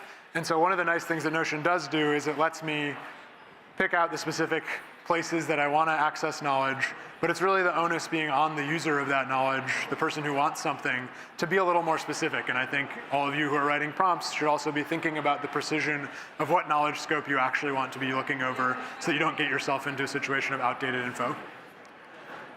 And so that brings us to the last piece, workflows. We want everybody to be able to build their own way out of their own workflows. And so this is really about scaling, doing things one time to 1,000 times really easily. And the challenge that this has historically posed is, yeah, it's easy to write a great prompt, not easy, but you can do it yourself. It's something you can do yourself to put the right knowledge and information into that prompt. It's still very technical feeling, requires engineers to go and like hook that up so every time Slack comes in or every time something fires in Salesforce, something happens. And so when we talk about workflow, it's really about no longer needing to rely on technical teams to do all those connections. And in the last few months only, have the tools become good enough that we finally feel good that we can put workflows in everyone's hands. We use a tool called Gumloop. There are others like it, but we find it to be really intuitive to emblematically say what the workflow concept is. You take any input and trigger for work, you pull in all the information you need, you start it. You do AI with it, the prompting and the knowledge stuff, and then based on what you get, you put the output somewhere else. The way that Gumloop makes it seem so straightforward is that it gives you all of the nodes for the inputs and outputs separately, and then you can spend all of your time and craft focused on the AI in the middle. And so we've seen multiple teams get value out of this. Our product team uses it to do weekly updates for their projects in Slack. It automatically summarizes from 4 or 5 different sources and puts it all in one place. Our sales team is getting pretty good at getting all of the deep web research that they need done and automatically drafting emails into their outbox to send to prospects. And our operations team builds more complex flows that will answer questions when it can and branch off and ask experts for answers when we don't know the answer. I think what you just saw with custom agents is hand in glove to this as well. I think one of the things that Notion does especially well is it can use a lot more intuition inside of the walls of Notion. And so, yeah, the sales feedback database that we use, for instance, we now have a custom agent whose job is, I need to come up with a better name and a hat, I think, but sales feedback categorizer. It takes the sales feedback in, tries to find something on our roadmap that would address that feedback. And if it's, say, a feature that's already in a private alpha or something, we'll go ahead and just draft the email for the account manager to be able to potentially one-click enable the person on that tool, solve their issue, and move them forward. So I think there's a lot more work we're still going to do over the rest of the year on workflows, but the pieces are now in place. And so that's really the system. You have your prompt, what precisely do you want? You have your knowledge, what do you need to know to do it? And you have your workflow, which is when and where you want it. And so the pattern becomes clearer and clearer. We've spent this year really focused on moving fast and executing here, because at the end of the day, again, we want to build a company that is not just button pushers. We don't want to buy into kind of the myth of doomers and zoomers and boomers that you have to wait until it's easier for you. We want all of the people at Ramp to have it be harder at first, to go practice, to go get good at this work, because on the other side, we believe not only that it can make us the most productive company in the world, but we also believe that it can make work more fulfilling for the people at Ramp. You get to really control your own destiny when you're the one who wakes up, decides what you don't like about your job, and feels enabled on the tools to go and build your way out of it. It also compounds. Innovation compounds in this space. So the team members who are out front and are getting the hang of things, they work faster, and then they can share what they did, and other people can adopt it. And they might not adopt 100% of it. They might take the draft, and they might tweak a few things to their liking. They might swap out the Notion hat and put in some new instructions. And then the last piece is, it's fun. Like, I've had more fun this year building random stuff with AI, even when it fails, than I did when my job was more of a button pusher job. And so I think it's something where if you take the time to get yourself really productive, you get 2 dopamine hits along the way. One is when you crack the problem of how to automate the work that you didn't like doing. And the second is when on the other side, it goes quiet for a minute because you don't have to do that work anymore. You have more time in your day. And so as a company that's geared towards saving time and money, it feels as internally consistent as it can be to be taking this approach with Ramp. So closing out, what are you going to build? You've been here for an hour and a half now. You've heard about a ton of tools. You presumably all use Notion. If you're not yet full users of Notion AI, like, pay them their money and get the full suite of tools. It's a great building place to learn this stuff. But get down the learning curve. I think a lot of people that I talk to still seem to be waiting for something. It's not going to come. Now's the time. And so if you can get good at the prompt, if you can get good at understanding knowledge, if you can learn how to put it into your own workflows, what magical thing that felt out of reach a couple hours ago now feels achievable? What are you going to build? So that's kind of what I wanted to talk you through. Thank you. If you want to learn a little more about Ramp, the QR code has some info on our team and products. But really excited for the presentations today, and I appreciate it.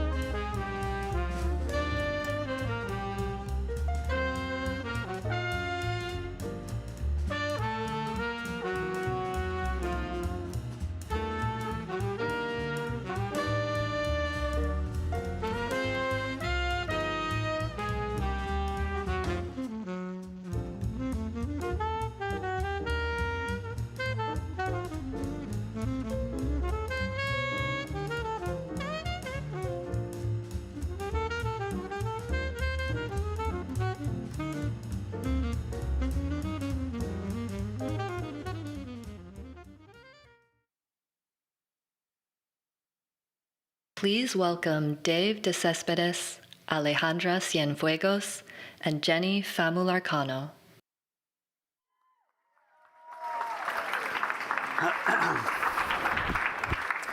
Hello, hello. How's everybody's lunch? Good? Great. Well, nice to meet you all. My name is Dave De Cespedes. I run a Notion consultancy. I'm a Notion solutions partner.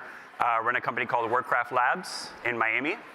And mostly work with venture capital firms, figuring out workflows and solutions to work smarter and move faster. And I'm here with two other amazing Notion ambassadors and consultants to share our stories of not only how we joined the community, but how we built our entire businesses around Notion. So hopefully you leave inspired, but also with some concrete ideas on how to work smarter with Notion, especially with all of the things covered this morning. A quick show of hands. How many of us have felt overwhelmed with new tools, tech, AI? Got it, okay. Myself included. I can say what I help clients with has changed dramatically. Client projects went from building straightforward Notion workspaces to redesigning entire workflows, usually with a combination of Notion, automation, and AI. When clients reach out, they've usually seen other teams build these powerful workflows. They're excited about the possibilities, but are also overwhelmed, asking questions like, what tools do we use? What do we do in Notion? What workflows do we keep? Everyone wants the outcomes without the complexity part. We have access to a seemingly infinite amount of information. Our tools are smarter than ever, and we're more connected than ever. And this kind of made me think, this feels a lot like the Renaissance. I know Ivan went back to 1900, I'm going even further back. When we unpack why the Renaissance was so transformative, it really came down to three components. First off, guilds became a thing. They brought people together, often from different trades or backgrounds, and people now had physical spaces to share ideas, collaborate, and even train each other on specific skills. When we think of Brunelleschi, the architect of the famous Florence Cathedral, he was actually trained as a goldsmith, but being in a guild meant he had access to craftsmen, artisans, engineers, eager to share their expertise. Guilds were spaces to share knowledge, and we have our own spaces today, one of which completely changed my professional path. Now, around the same time, the creation of the printing press meant books that were once limited to libraries or elite institutions were now available at scale. Authors now had channels to share their work, to share their writings, and this allowed new ideas to spread and discourse to really thrive. And lastly, technological innovation made structures like Brunelleschi's dome possible. Having been under construction for over a century, no one knew exactly how to finish it. It was only through coupling new techniques with classical practices from ancient Rome that it finally got built. The combination of these three things, community, knowledge, and systems, evolving at the same time, led to a total shift in how people learned, but more importantly, what they built. So, what does this have to do with today? We'll get into it. In many ways, my experience with Notion probably runs parallel to many of yours. I'm going to rewind back to early 2020, teaching high school art and design in Brooklyn. Any New Yorkers out there? No? Got a few? All right. Long flight. From one day to the next, our school, our day-to-day routine completely came to a halt. No more clear schedule, no more routine. My wife, daughter, and I figuring out the logistics of our days at home. I felt like I needed a way to structure my work schedule and dad duties, and time blocking in Notion was my way of doing that. I was fascinated by the idea that you could build tools to fit your needs, not the other way around. thankfully, there were already creators like Marie Poulin and August Bradley, which many of us know, generously sharing not only what they built in Notion, but exactly how they built it. So as I started building my own tools in Notion, I decided to do the same. Just share what I was building with the hope that it might inspire others to build their own custom workspaces. And I always cringe looking at this video because it's now 5 years ago, and yeah, the mic was terrible, the video was terrible, but you live and you learn. Fast forward a few years, and I was tracking literally everything in Notion, from journal entries to workouts to habits. Again, I'd never seen any other tool be able to do this. And the more systems I built for myself, the more I wanted to build. And as I shared more about my Notion setup, I eventually started selling templates. People started reaching out, asking if I could help them build their workspaces.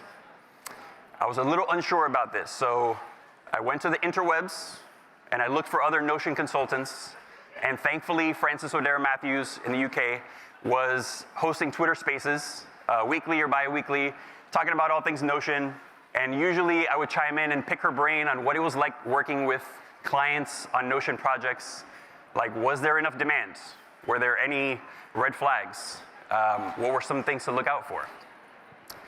Eventually, I jumped into Notion consulting, but it was only because I had access to a global community of people learning, sharing, and building in public. And fast forward to today, the Notion Ambassador Slack workspace is filled with tons of channels on everything from writing formulas to making YouTube videos to selling templates. Our Notion Miami community is watching. Hope you all are having a great time. And the three of us are all working with businesses, all of which run their entire operation in Notion. I literally would not be here if it weren't for other Notion creators generously being willing to answer questions, jump on calls, meet in person, and share what they knew. As technology keeps accelerating, finding your communities is essential in today's productivity renaissance. Having a network, circles of people sharing, collaborating, supporting is, I believe, your greatest competitive advantage. But this doesn't change the fact that our tools are getting better and smarter every day. And that could be overwhelming, as many of us know. I can tell you personally, it feels like I'm playing catch up, like with all the Notion AI stuff. I just discovered that you could move comments to the bottom of the page in a database page. Like, who knew you could do that? I don't know, it's news to me. Maybe you guys are already doing it. But Notion today looks similar to what we knew when we started using it, but it's so much more powerful. Everything in our workspace is available with just a simple prompt. And as you all have seen, Notion AI is taking on a more proactive role in our workspaces, taking on a lot of those manual, repetitive tasks. Building personalized workspaces is easier than ever, but building workflows for teams is entirely different. Some team members are at the bleeding edge of new tools and tech. Other team members still like to use Post-it notes, which that's okay, I'm not judging. And there's everyone in between. It's less about what you build and all about aligning on how the changes you're making is helping your team work smarter. When you could build anything, the key is deciding what to build and understanding why that matters. I'm going to share a simple framework called Labs that has been helpful getting teams to go from ideas to action. Making sure we don't spend too much time spinning our wheels, optimizing systems that just don't work.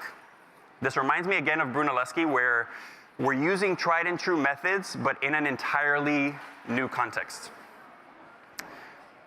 So first, before building anything, we have to understand as a team, or as a solo person, or solopreneur, what's not working. Using Notion Forms, for example. Any Notion Forms users? Here and there? The rest of you need to get on it, fast.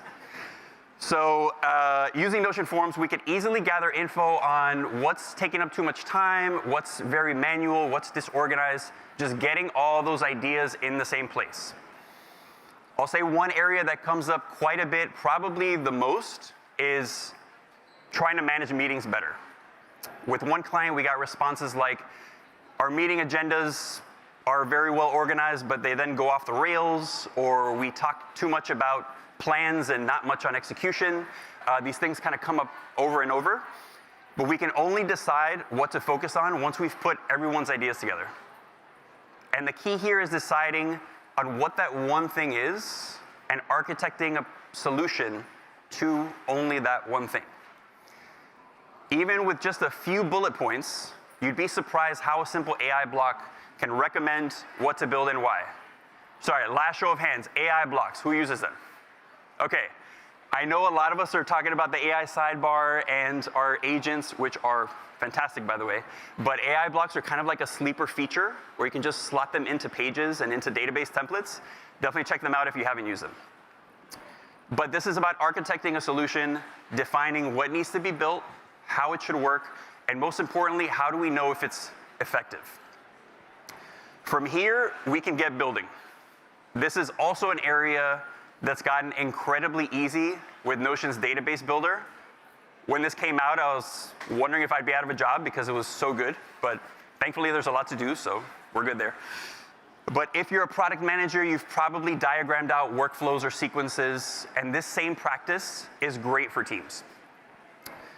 Again, a simple prompt can turn your raw notes into a fully functional, in this case, mermaid diagram that is super useful just to understand what are the connections between databases, what's being added where, what do we reference versus what do we add, details like that. With the database builder, all you need is plain text to get a fully functional database, customized with the exact properties that you need. Now, with everything AI related, we always want to meticulously review what's being suggested, but even that first step saves tons of time. We don't have to build from scratch anymore, and we don't have to tweak an existing template to try to make it work for our team when it's just not built for us. Once we've built new spaces, use them, refine them, the most important part of the process is making sure our team is not only aware of the changes, but aligned and bought into how these changes are going to help us all work smarter. This is often the most overlooked step, but is the most critical.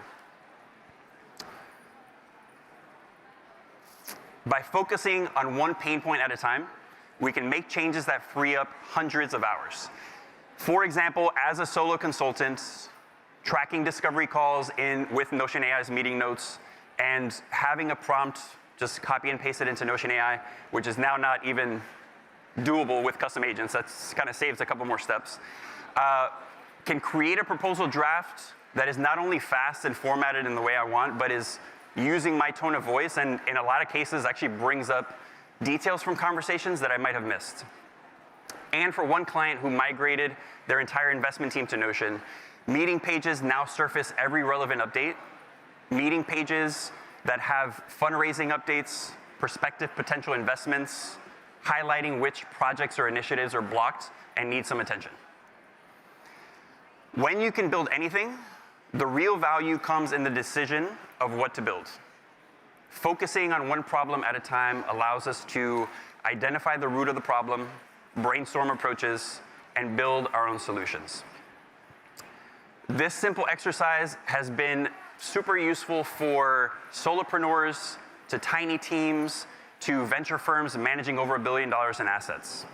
With just a few simple questions to get the conversation going, it's less of a form to fill out and more of a prototype to start working with Notion AI and help make those decisions together.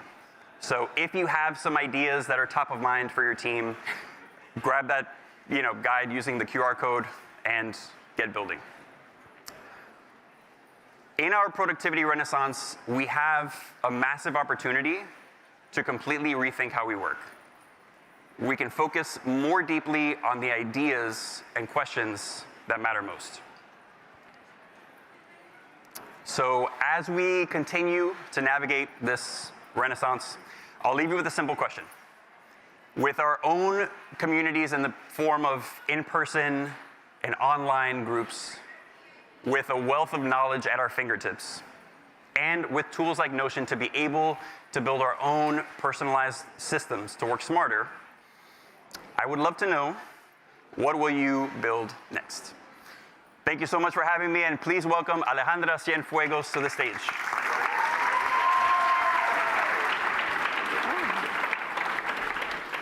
Thank you so much, Dave.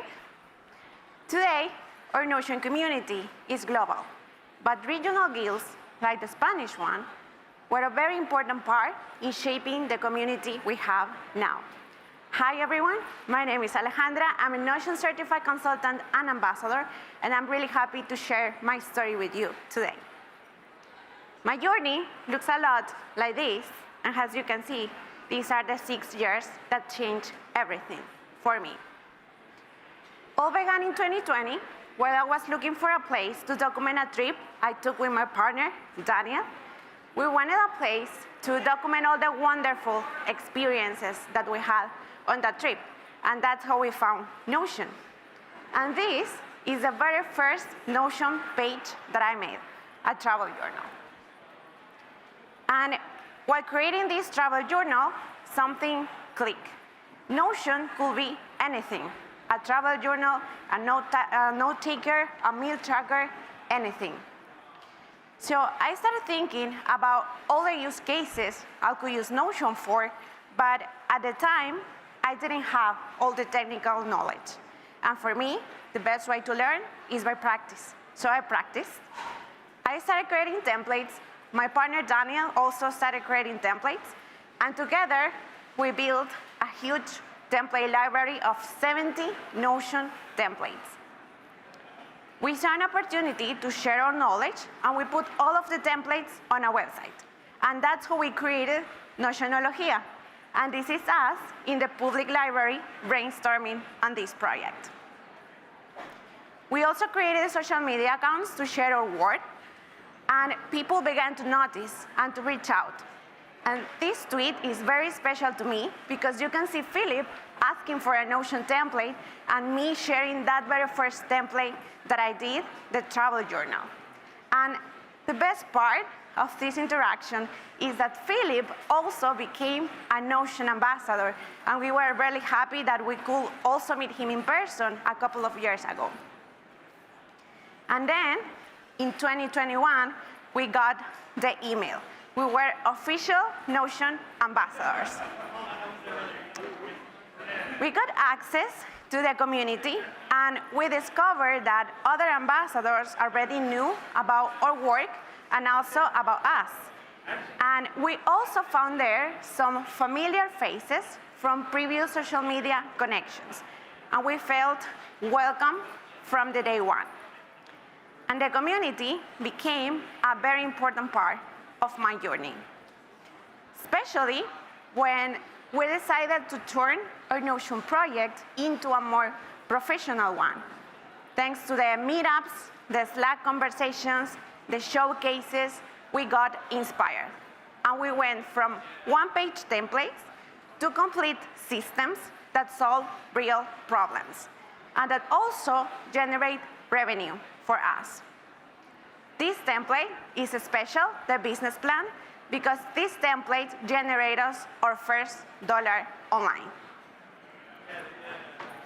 And after building business-oriented templates, I got experience, and I was ready to go all in Notion. And I got certified in 2022. And then came a very special milestone. Spanish community was very active, but Notion was not in Spanish yet. But in 2023, Notion en Español launched, and we celebrated with an event in Madrid. And the event was the perfect excuse to meet more Spanish ambassadors and also part of the team that was in charge of Notion localization in Spanish.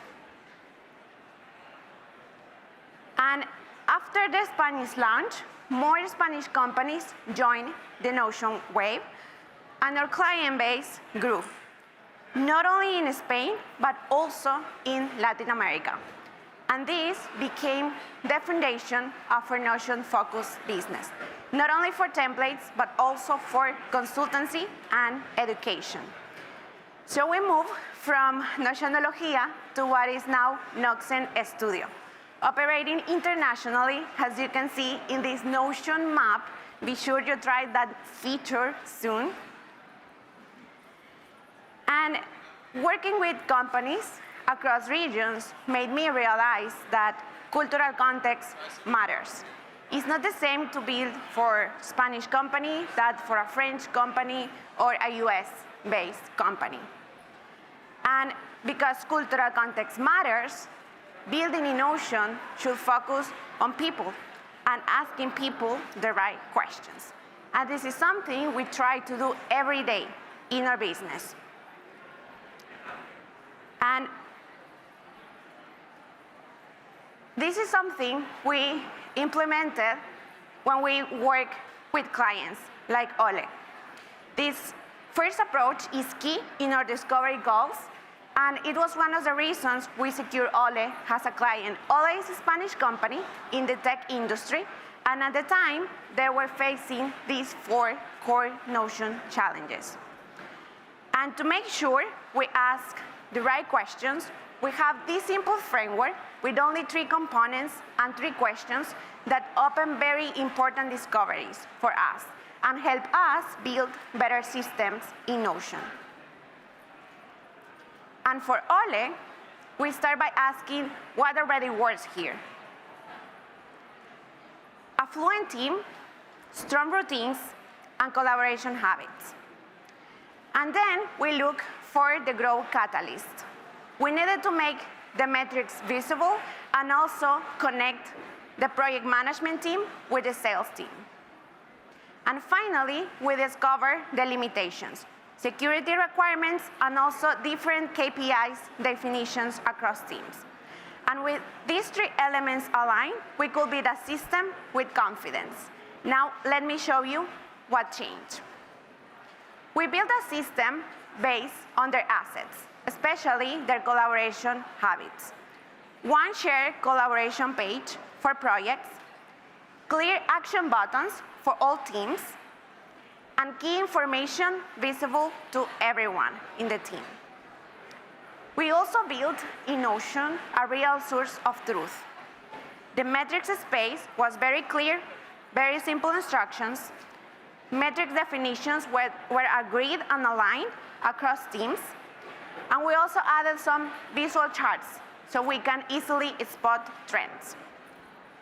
And the result, full adoption, operations team, finance team, project management team, all tracking hours and tasks in Notion. We also achieved real data centralization. All teams were updating metrics in real time. And those metrics were accessible to everyone with aligned definitions too. And this is my invitation for you today. Take this framework, these 3 questions, and apply them to your workspace. It doesn't matter if it is a professional one or a personal one. I'm sure you will discover something valuable. And finally, remember that your most valuable asset is the Notion community. So don't be afraid to connect, to ask, and to share. Thank you so much. Please welcome Jenny to the stage. Thank you.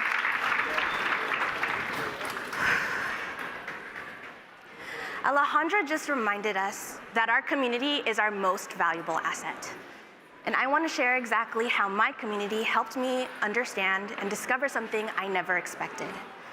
That the way I had been developing my own creative process could be the foundation of helping me build a business to help other people organize theirs. My name is Jenny Family-Larcano.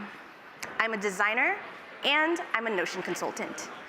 And for me, design thinking isn't just about making things look beautiful, it's about solving problems visually. That approach completely changed how I work, and eventually how I help other creative teams work too. And my journey with Notion started when I was working at a content marketing agency, when I was tasked to add copy to these graphics for Blizzard's game launch, and something felt a little off about it. The text for tomorrow because of the length of the word, made it so it was visually smaller. It didn't have the same impact that the other two pieces of copy did. So I did what any designer would do. I tried to make it work. I explored different variations, different layouts. I assessed readability, and I wanted to maintain the same system that I had established in the other two pieces of graphics. So I organized all of these options in Notion, not to just look at my work that I've been doing, but to help paint the picture for my art director, to tell him exactly what I had been struggling with. And when I showed it to him, he knew exactly what we needed to do and effectively changed the copy. Woo! Yes, designers can change copy. And that moment taught me something very important, that visuals can help guide action. And Notion is the tool that helps me take action on my visual ideas. As a designer, I was able to work on a variety of different projects, from infographics to type design projects and brand visual identities. I map out my whole process in Notion to aid in review for my teams, as well as my clients, and so that I could know exactly what steps I needed to take next. And in my head, I thought this is how everybody worked. Until I was walking through one of my motion graphic projects. We were on design round 3. We were walking through all the expectations, all of the feedback that had been implemented, and just showcasing all of these different deliverables within the feedback tracker. Everything was organized, everything was going smoothly. Someone from that call, one person, reached out and said, "Hey, you seem to really love what you do. Can you show me how to do that?" Yes. And that's when I realized that showing my process could guide others to take action on theirs. I started sharing with people how I work within my Notion workspace with intention. So I'm not just decorating. I'm leaving breadcrumbs so that future Jenny can have an easier time making decisions. So my creative workspace became my creative compass. Instead of staring at a blank page, I was able to look at the visual structure and know exactly what steps I needed to take next. And I found that when I'm detail-oriented at the very beginning of a project, I'm able to spend more time doing things that I absolutely love doing, which is creating and making. Because using design thinking for my Notion isn't just surface level aesthetics. We spend so much time in our Notion workspaces that it should reflect what we value too. And for me, I value clarity, connection, and creative freedom. My Notion workspace was set up by me, for me, and had to reflect my best work. And in order to do that, the workspaces that I build and use for others should embody this approach, not just organize it. So what does my full creative ecosystem look like today? Here's a real example. So this is my roadmap template that I use as my go-to template for whenever I kick off a project with a new client. This is so that we can show how process can help influence exactly what we deliver and how are those things connected. I group based on process, dashboards, databases, and sources. And this allows teams finally to see exactly how all of their digital assets, how they all fit into the puzzle of the system that we're building together. Using hierarchy and database relationships to highlight the risks, missing requirements, in order to prevent scope from changing. So no surprises for me, no surprises for my clients. We also have a timeline view that shows details of where we are in phases and progress to stakeholders. One client actually said that it turned their task management from a chore into a celebration, because now we're able to see exactly where we were able to go, where we've come from, how far we've come along in the process. Tracking small ideas and thoughts to bigger ideas, just so you're making decisions based on real data and not just emotional ones. You can utilize every little instance to help drive action towards something that is meaningful to you. Adding your visual brand so that way you and your team know exactly that this space is crafted for you and for them. Utilizing color-coded with color theory. It helps tell the story at a glance, so you know exactly what you need to do next. And the secret that I've discovered is if you give people their creative space to get messy, they'll be able to show up easier to maintain team transparency. My personal dashboard philosophy is I need to be transparent about how I actively contribute to these goals and also the creative freedom to find satisfaction. This means that individual ownership plus collective clarity equals systems people can take meaningful action on. And so what started as a journey from my own solo designer dashboard, now I get to implement it for other small creative teams. So I started putting myself and my business out there more at around 2024 when I became a Notion ambassador, and I also met Dave and Alejandra at Make with Notion last year. But during this time, I got stuck in my head about between being a designer, this identity that I wanted to hold on to, and my new role as a consultant. I fell into this comparison mindset that I would see wildly talented people putting out things like YouTube videos, templates, and making a killing out of it. They were things that I wasn't doing. I was scared. But business is full of scary, new experiences. And I figured that as long as I kept looking forward with my creativity and my knowledge as my tool and my weapon into the great unknown, I could learn to share the mission and the business that I built. So despite being really scared and freaked out at the last Make with Notion, I signed up to share my presentation on mastering visual identity with my fellow ambassadors in this community. And instead of competition, I was met with support. They became my cheerleaders, they became my friends, and they also thought that complex systems were worth celebrating and unpacking together. And everyone made me safe.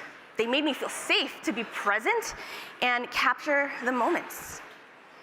And so I connected with ambassadors, other consultants, Notion team members, and I just kind of sat on the sidelines drawing, and it made me feel so comfortable and safe because I was able to listen and learn from the people around me during all of these different conversations.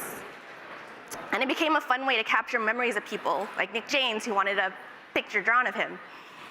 So I happily obliged. And something that I learned going into my 4th year of being a Notion consultant is that building a business is full of unknowns. That design didn't need to be this separate part of me, because everything that I can do right now can be a tool for how I remember and connect with people. And that's how I got here. And it makes me think about why all of this matters, what my work does for my clients, the teams and individuals that eventually graduate from working with me because they're able to navigate their own systems without me. That there are agencies winning bigger projects because they're able to manage and communicate their value and their process clearly. And that there are creative professionals finally feeling valued for their work, getting the raises and the promotions that they deserve. And what do I get? I get full-time work that is 100% aligned with me. Proof that structure fuels creativity when designed with intention. My story told at Make with Notion, and a business that can help support me and my family. Because it was always about creative confidence. And because when you can see your process clearly, you can communicate your value. And when you can communicate your value, opportunities will head your way. So now it's your turn. I'm going to challenge you to look at your workspace with a designer's eyes. You're going to play art director for a quick second, and you're going to be looking at your Notion workspace. What would you change first if you approach things visually? What are some pain points you can get rid of? How could you design intention, not just organization? What is the #1 action that you want people to take on that page and make it amazingly obvious to them? What workflow or process can you make visible? Because you don't know that when you share how you do what you do, it's not just this abstract idea anymore. It can be your next breakthrough, your next business on what to build next. And this perfect idea that someone else needed to know. Make it seen. Because with Notion's flexibility as a creative platform, even the most unexpected ideas can find form, flow, and a future when cultivated under the right conditions. And your timeline can start right here, right now. You can find us over here at the Notion community space right outside, where you can connect with us and other community members. Start building your story today. We'll see you guys there.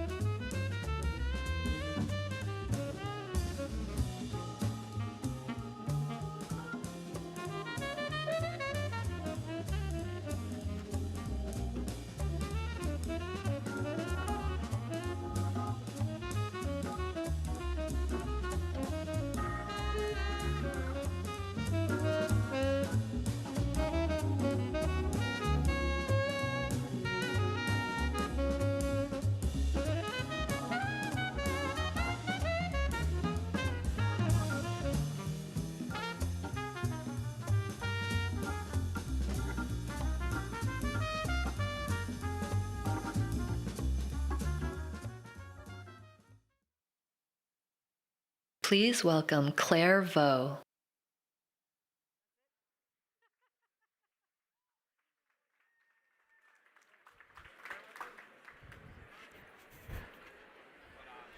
Hello. Okay, I was warned.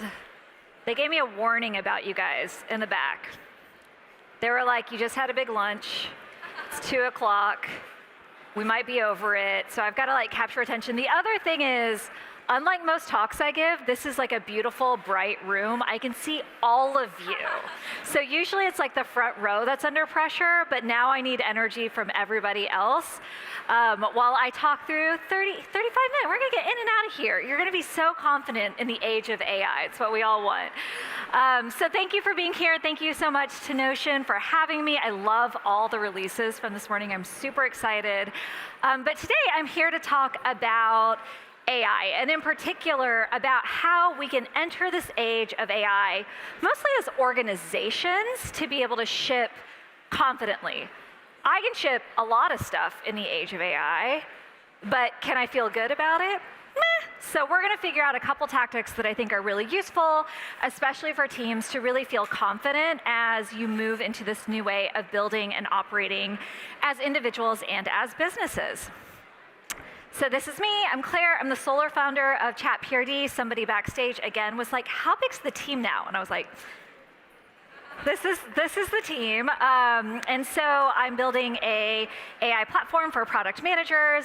I host a podcast called How I AI. I've been a CPTO many, many times in many, many large organizations. And I've sort of done tech in every format you can. I have raised venture capital, I'm bootstrapped, I've been acquired, I've worked at big companies and publicly traded startups. I've been there. And I have never seen anything like I've seen the last 2 or 3 years in our industry. It's really transformed how I approach everything from a professional perspective. And I'm here to just share some lessons that I think are really practical about how teams can address this transition themselves.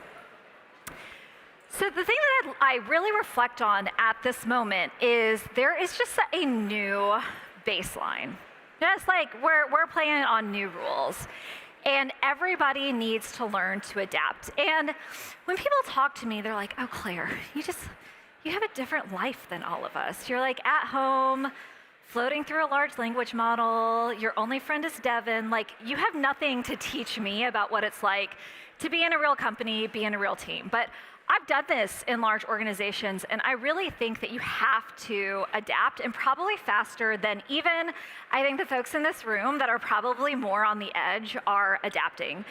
And why I think you really need to adapt is, I'm 1 million years old approximately. My 8-year-old said to me the other day, hey mom, do you know in the olden times, like in the 90s? And I was like, oh my God, like the olden times. But like, I did a startup literally 10 years ago, like exactly 10 years ago. And it took me 3 months to build a prototype. I raised $1 million when that was a big deal.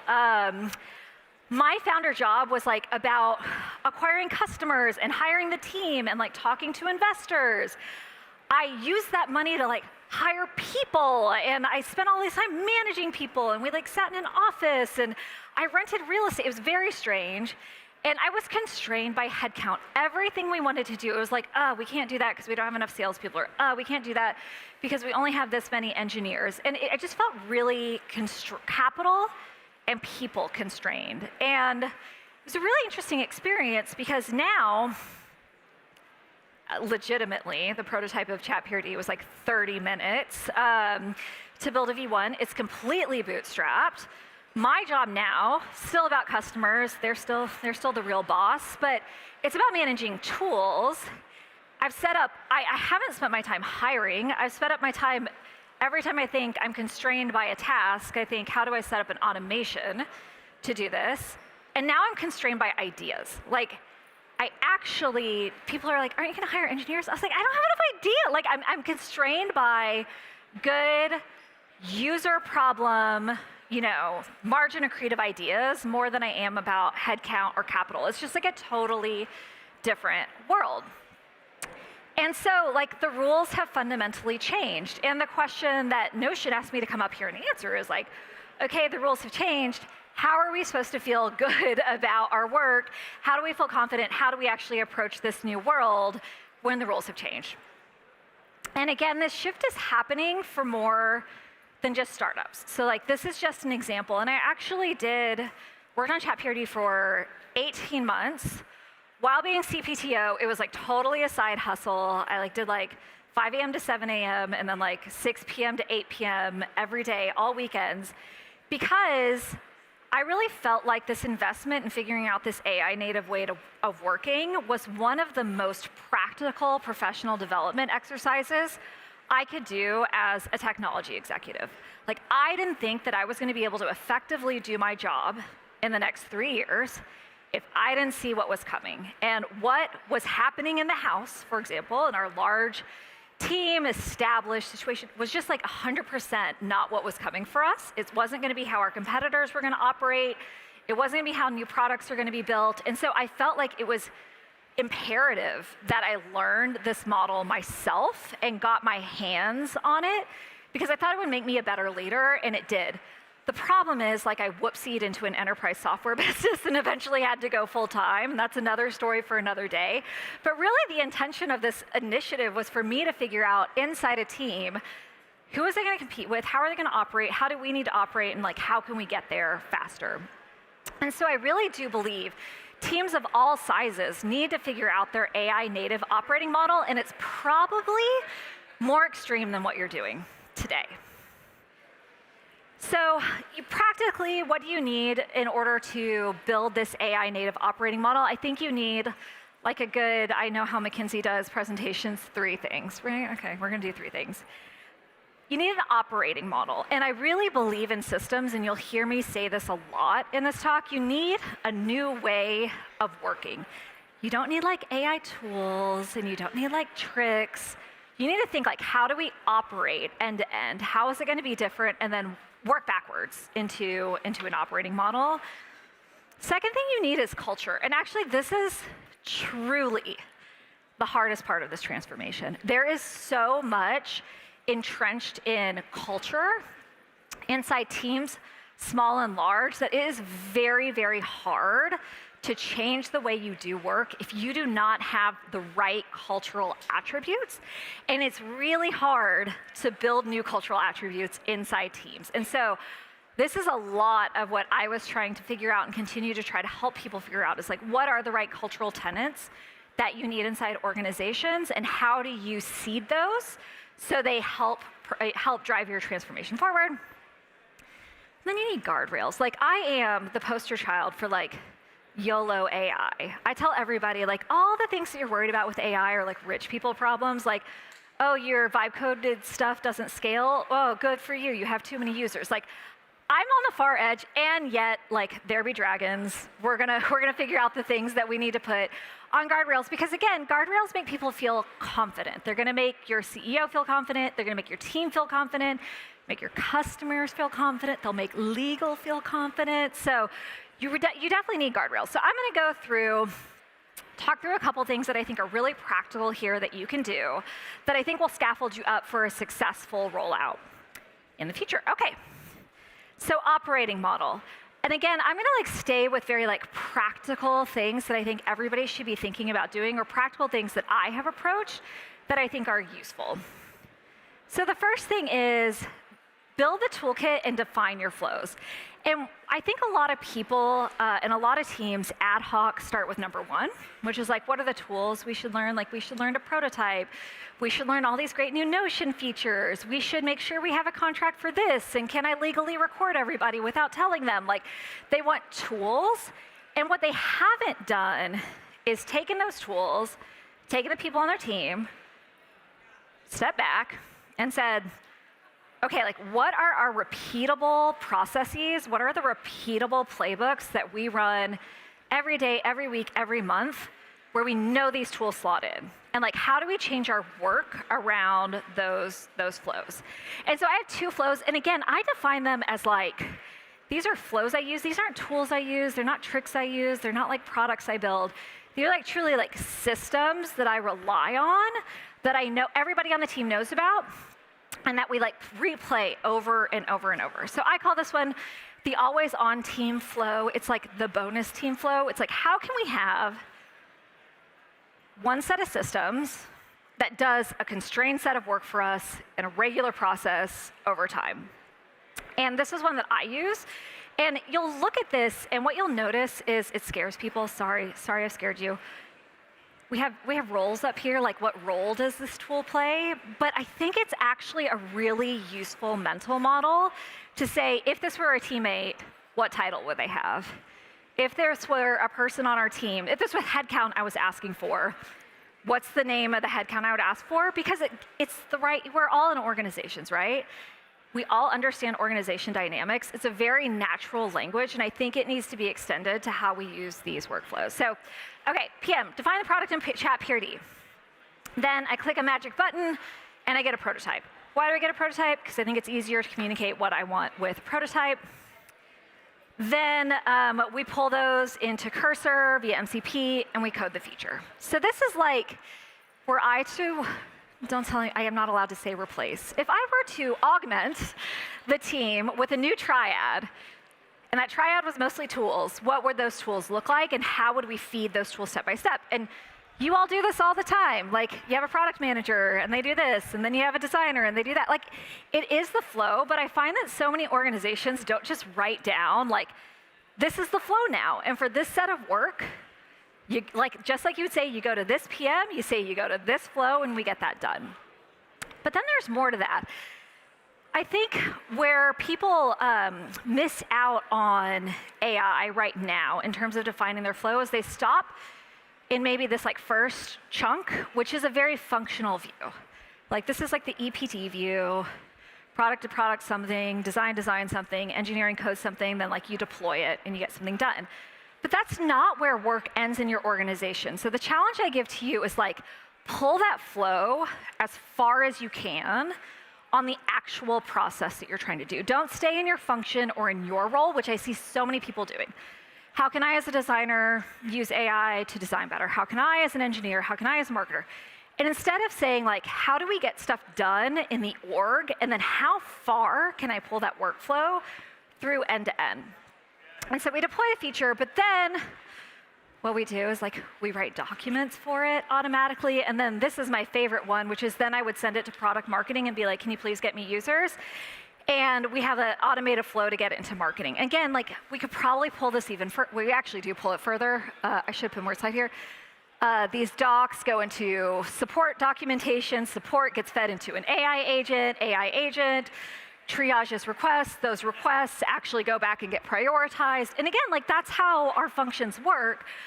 I've just done the effort to actually explicitly say, this is a flow we do. This is a workflow we do. And I think you could all take a step back and probably define 4 or 5 of these inside your company that would really work for you. Another one is just my 24/7 intern flow. I run a podcast, so I don't have an admin for this podcast. So a lot of automations, I'm like, if I had like the ideal intern for the podcast, what would they do? And like, they would schedule a guest, which they do. We populate Notion automatically. Prep emails get populated automatically. Research happens automatically. Then we send guests emails ahead of the show. I record it. And then we have a whole automated flow that, again, markets that podcast episode. And again, I'm giving this not as an example. Maybe this is useful to you if you're on a podcast. But more, I think of it as like, if I had organizational structures that could support me, how would I design those? What would they look like? And then what tools and people would I put in that process? And then publish it and say, I think this is a new way we can do work. And what I would say is a lot of these are not analogous to how existing organization structures, but you may find that you want to do something totally different. And I think that's a really good exercise for folks to do. Okay, so first thing, define your toolkits, define your flows. You'll all go and like whiteboard this. The second thing is, I still underdo this. I do not dedicate enough time to automating the mundane. And so like, I really believe in this anti-to-do list. This is how I can like live my independent person life with no teammates or employees, which as an extreme introvert is a little gift right now. But like, I don't do this enough, which is, and I try to do it a lot, which is every day when I have to do something miserable, I think two things before the thing I should actually think. The two things I think are, I'm so busy, I'm so stressed out, there's more to do than I can ever possibly get done. Oh my God, I'm gonna die. That's one. Second thing, I go, oh, do I have to hire somebody? Those are the two first thoughts I always have. Those are not the right first thoughts to have in this moment. The right first thought to have is like, how can this never be a problem for me again? And only in this moment have I felt like that is actually a viable option for getting stuff done inside a real company. And so I think Notion is a good solution for this, but often people like forget all the things they can do. So I'm just gonna give you, we in sales call this an intimidation slide. It's like a bunch of words that looks really impressive that no one will actually look at. But there's like a whole chunk of stuff that you could just never, ever have to do again or by yourself. And I promise a lot of that is not the stuff that like brings you tons of intrinsic joy in your day-to-day. And I really do think setting aside time and like being very explicit about burning down this list, it's like tech debt for a burnt out human, is really important, and people do not dedicate enough time to this. And then the last thing I would say from an operating model perspective, so you have like workflows, you have the more tactical, like let's get rid of the mundane stuff. And then I do think like all, and I'm gonna go into culture in a minute, but like all operational operating model changes, they get deployed through rituals. Like they get deployed through the touch points by which your team communicates, the touch points by which your team meets, the frequency, the cadence, the place, all that stuff. And I think those rituals are more important than ever right now to get really explicit about. And so, you know, this like 24/7 intern flow. How do we make that visible?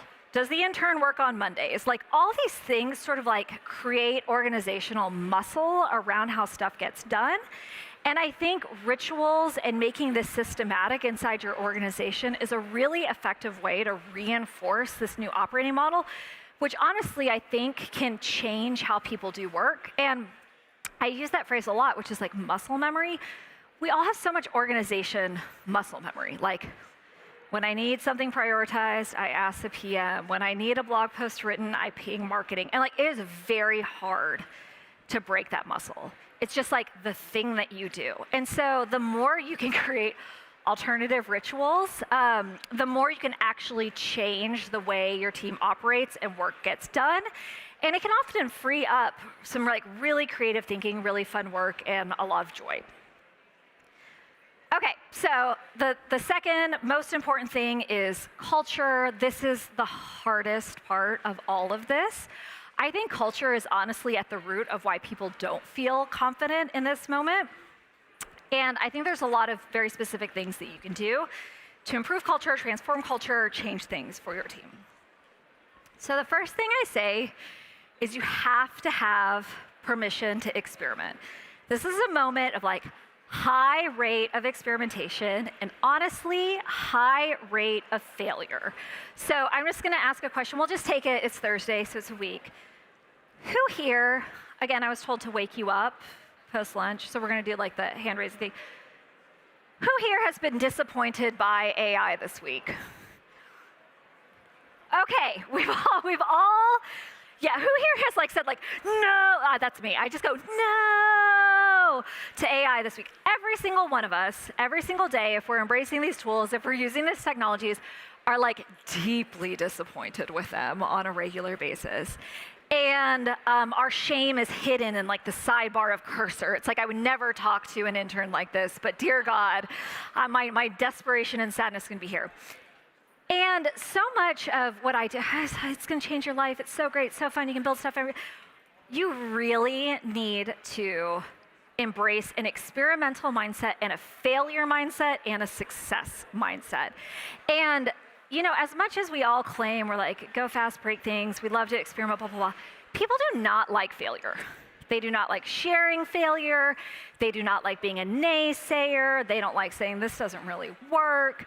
But actually in this moment where there's real impactful transformation happening, the more you can make experimentation truly viable in your organization, the more you're actually going to discover where the leverage is. And so I do think this is a place where our risk tolerance has to get a lot higher. And I'm not saying like risk tolerance for the business perspective. I'm honestly saying like us as individuals, little human hearts, our little team hearts, we need to get a lot more comfortable with sharing failures and successes and being willing also to try. I think so many of us high achievers, I mean, you're like at a conference spending your time getting better at your job. So many of us are very comfortable around mastering something and then like showing off our mastery. Like that's a good, that feels good at work. Like I'm gonna get promoted. I'm such a pro. And I think having an organization that embraces a novice mindset where it's like, actually, we're all new here. We don't all have to be masters. We'll give a lot more of the team permission to learn and start. And it can make a really big difference.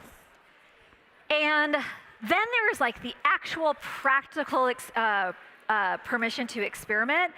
And somebody told me they did this, and I was like, I recorded a podcast this morning, and they brought basically this slide up, and I was like, this is the first thing I tell people to do. It's so boring, and is like table stakes, which is permission to experiment also has to come from G&A, our friends over in G&A, which means that like you have to have money, you have to have structures, and you have to have permission to do this. And so many teams are not confident about their adoption of AI because literally they do not know, am I allowed to? How do I get this? Will anybody pay for it? So the foundations of an experimental mindset are actually found in our friends finance, legal, and security, which is one, you have to define the golden path for AI tool adoption. Like you have to be like, if you want Bob's AI code-gen CLI agent that just came out yesterday that everybody's saying is hot, like, who do you ask? How do you try? Who's going to pay for it? And then you like got to get it paid for in a week so that there's acceleration. And so I just think legal finance policy being really aligned on like what is our structural experimentation framework, very helpful. Two, you have to build in public by default. And I think this goes back to like we're also comfortable in like showing off at work. But I think getting into this mindset of like sharing failures and successes in public constantly, somebody called this like extreme many-to-many sharing, which is very, very public, very large channel, and a high amount of volume of sharing right now is going to give you organizational confidence and context about what's working and what's not working for your team.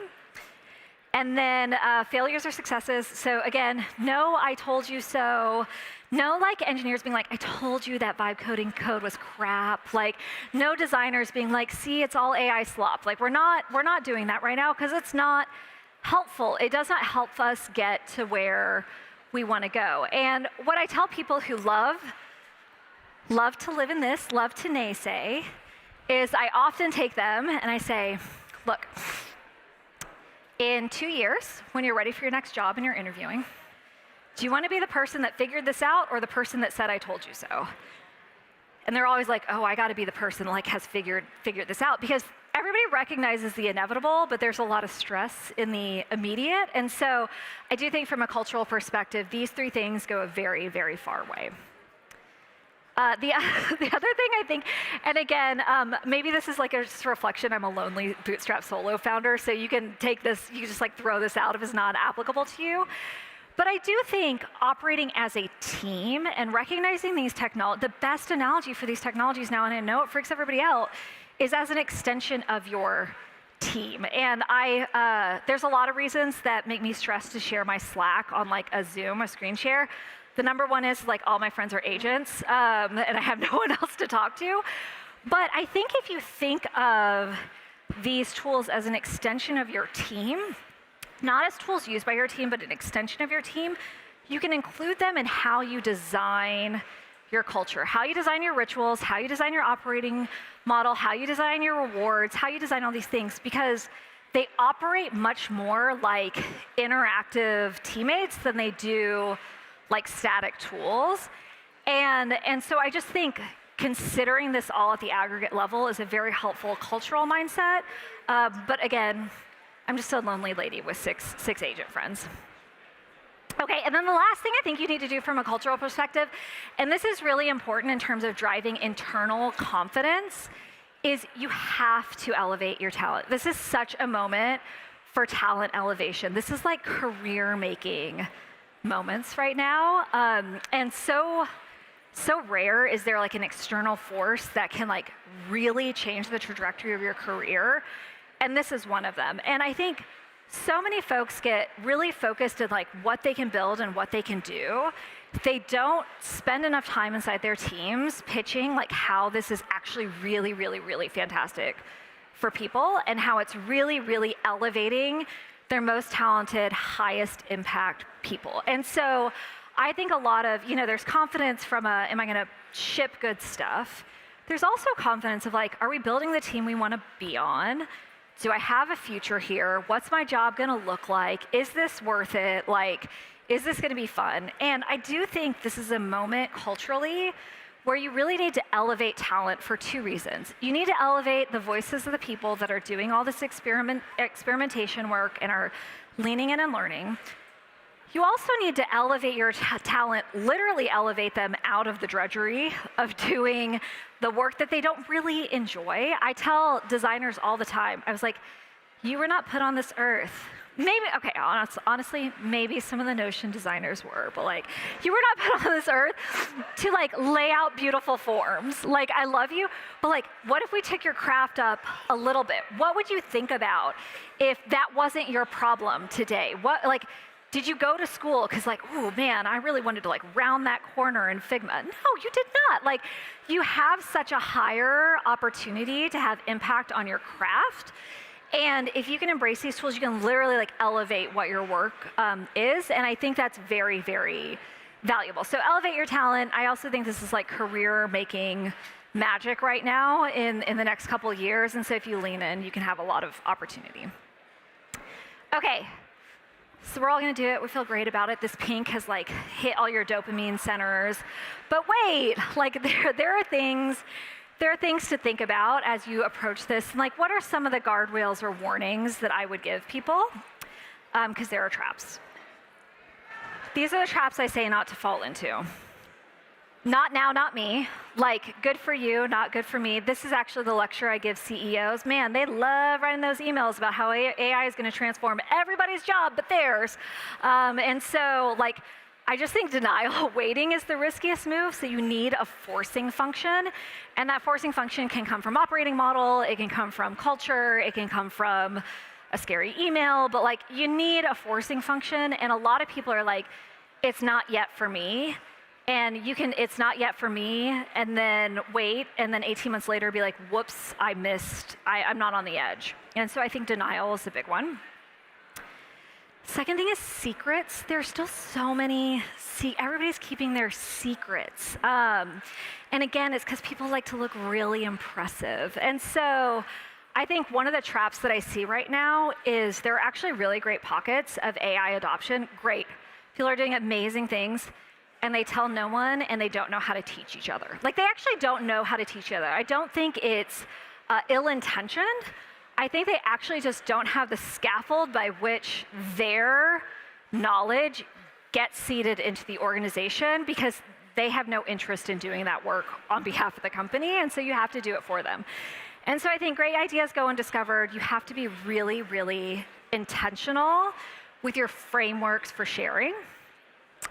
And then vibes only, I would say, like, again, a lot of orgs are like, if I give them tools and I give them permission, we can all just through some tokens and like life will happen well.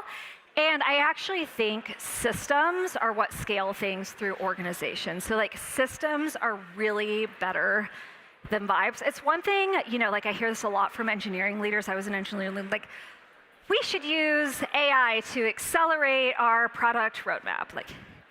And not actually here's how you build a cursor rules to burn down that tech debt that we have in our noisy front end tests. There's just a gap between you can vibe your way there and you can systematize your way there. And I think a lot of that is actually hard skills gaps. And so I've been lecturing people a lot on like, this is the era of hard skills. You actually have to have like technical and tactical skills to be able to break down these tools into impact. And so I think it's like really imperative that you don't stay up to date on the sound bites, of which I hope this presentation becomes one. But like, you actually need to know the best practices. You need to know how to use these tools to their advanced degree so you can make systems for them, not just vibe through the day. Okay, so that's my pitch. 3 things: operating model, culture, avoid the traps. What does this mean for you and your team? You're going to be competing with AI native teams more and more. Like, it's just the reality is you used to compete on like new product innovation ideas. Now you're actually competing on the operating model of your team. It's like ground game is different now. And I think you really need to think about what that means for how you show up to the market. It's really important. So in response, you need to craft a strategy to answer that question, because could be higher margin, could be higher velocity, could be a lot of things, but it's going to be different than what you're doing today. You need to design your org operating model and culture with intention. Like, this is not a moment where you're just like, this is going to happen to us, we'll see what happens, and it'll be kind of the same, but my SaaS bills will be more expensive.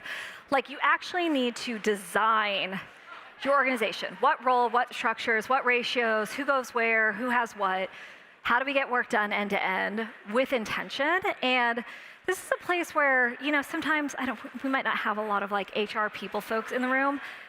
You have such experience in organization design. Like, this is actually a moment where that's going to intersect with technology in a really interesting way and create some cool jobs. And so every team should have an AI stack and strategy. And then the last thing, again, is there's just no way better to learn than getting hands-on. I'm going to tell you like a really dirty secret running a podcast about AI. I reach out to guests who have a lot to say about AI, and I go, great, I would like you to come on and screen share 3 things you do with AI. And they're like, what? I kind of chat GPT every now and then, but I don't actually do anything. Like, this is a moment where hard skills really, really, really matter. I can come up and lecture, I can tell you the world's going to change. Actually, what you need to know is like, how do you prompt things? How do you do, how do you find the right tools? How do you workflow these things together? And so, again, hard skill development in this moment is really critical, especially for the execs out there. Okay, so I have a couple challenges I'm going to leave you with. 1, design the AI native version of your team or company. Like, actually write down, be like, if what I believe to be true, or what Claire believes to be true, it's Crazy Lazy with the agent friends believes to be true, is true, what is our team going to look like? How is that going to be designed? And actually do that, and then work backwards on the plan to get there. It doesn't have to be like, today we change everybody's title and no one talks to anybody but an @ mention in Slack. Like, we work backward from plan to get there. The second thing, this is a very fun one. You should actually do this every week. Write down your personal anti-to-do list and then just like spend an hour a day burning that down. Hold me accountable to it. I still fall into the like, who do I need to hire? I'm going to fail. I'm so stressed out. When actually, like, this is the answer. And the other good thing about this is it really is like just a very practical, high reward, high cycle way to build hard skills. And so this is one of like the most practical things I could recommend you do. And then my challenge 3 is like, have fun. This is truly, truly, truly, truly the most fun moment I've had in multiple decades of being in technology. I just think like I get to do more fun things with my time. I get to learn more things. I get to touch more stuff. It is just a delight. And so I think one of the cultural gifts this moment can give teams is like a moment to re-embrace the fun of creation and the fun of learning new technologies and the fun of like actually being pretty wowed by what's possible right now, which is a feeling I haven't felt in a really long time. So I've never had more fun.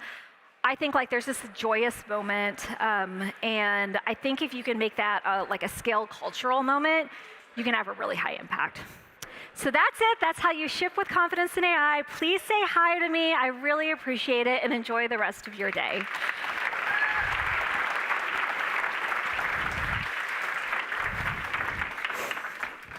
We'll now take a 20-minute break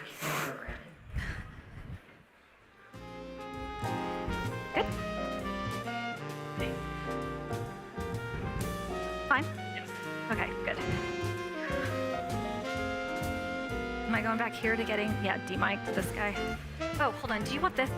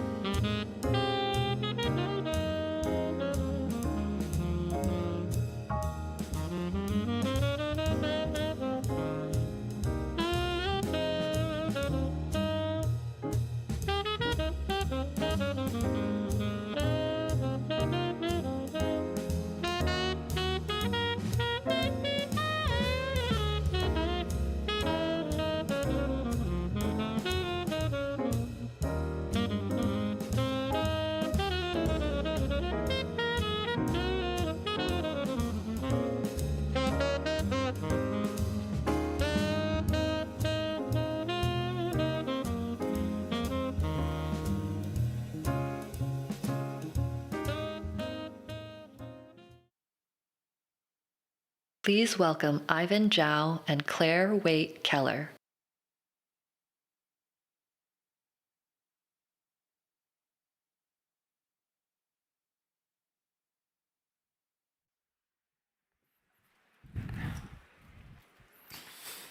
Hello. Hello. Okay, welcome to the afternoon sessions. And here with me, Claire.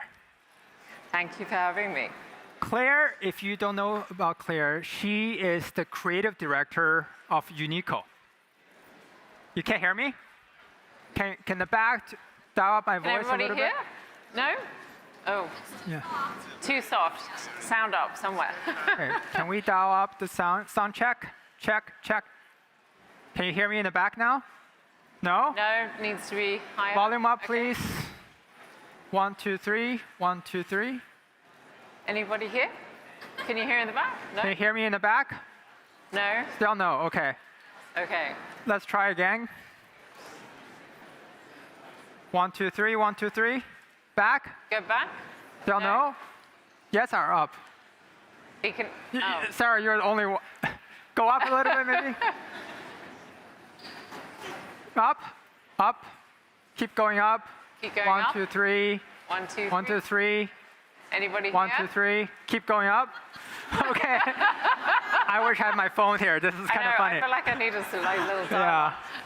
Yeah. 1, 2, 3. 1, 2, 3. 1, 2, 3. Everybody's can you hearing now? Okay. Thumbs up. You right. want to try? Make sure. Everybody can hear me? Yeah? Okay, great. Okay. Okay, now we start. Let's start. So here with me is Claire. Thanks. Claire is the creative director of Uniqlo. So that means is all the things you're wearing, touching, buying from Uniqlo, decided by Claire. My me. Raise your hand if you are heard of a Uniqlo. Everyone. Raise your hand if you're wearing Uniqlo right now. Thank you. Yeah. You know, at Notion, we always talk about there are type of tools that doesn't matter. It's the money you cannot buy. Yeah. There are things like your iPhone. The richest person or a student can use the same phone. Mm-hmm. Right here, my favorite T-shirt is Uniqlo Suprema T-shirt. Thank you.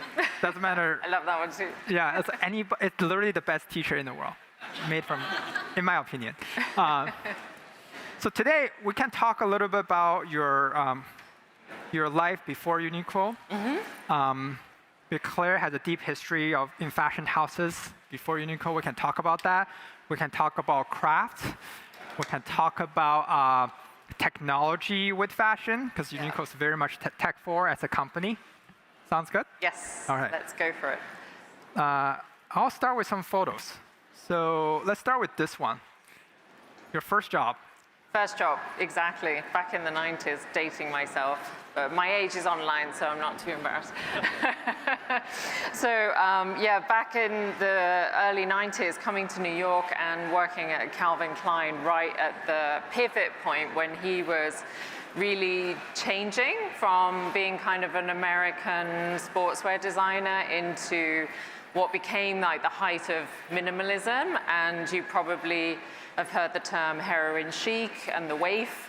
And so he kind of coined that era from the work that we did at that time. So I joined in '93, and it was New York in a very sort of raw, gritty state. It was not the kind of polished city you see now, but exciting time to be there, that's for sure. Was that the hippest brand back then? It was the hottest brand, yeah, in America. It just came out of nowhere. Yeah, I mean, he'd been sort of building it through his jeans and underwear. Uh-huh. And I think... Oh, it's so interesting. Underwear first. Yeah, so jeans was the big first. I mean, he had some ready-to-wear, obviously, but when he hit on the idea of designer branded jeans, there were a few women that did it before him, I will say, Gloria Vanderbilt, and there was another one, but he really marketed it in such a clever way and made it super desirable and sexy through Brooke Shields' ad. And then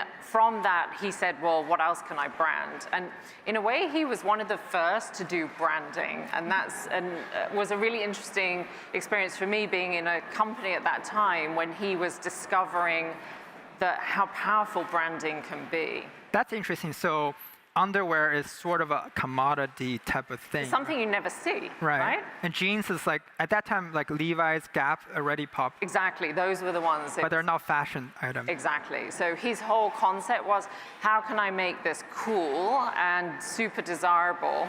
And his name was becoming more and more strong. And so he chose controversy as his route to marketing.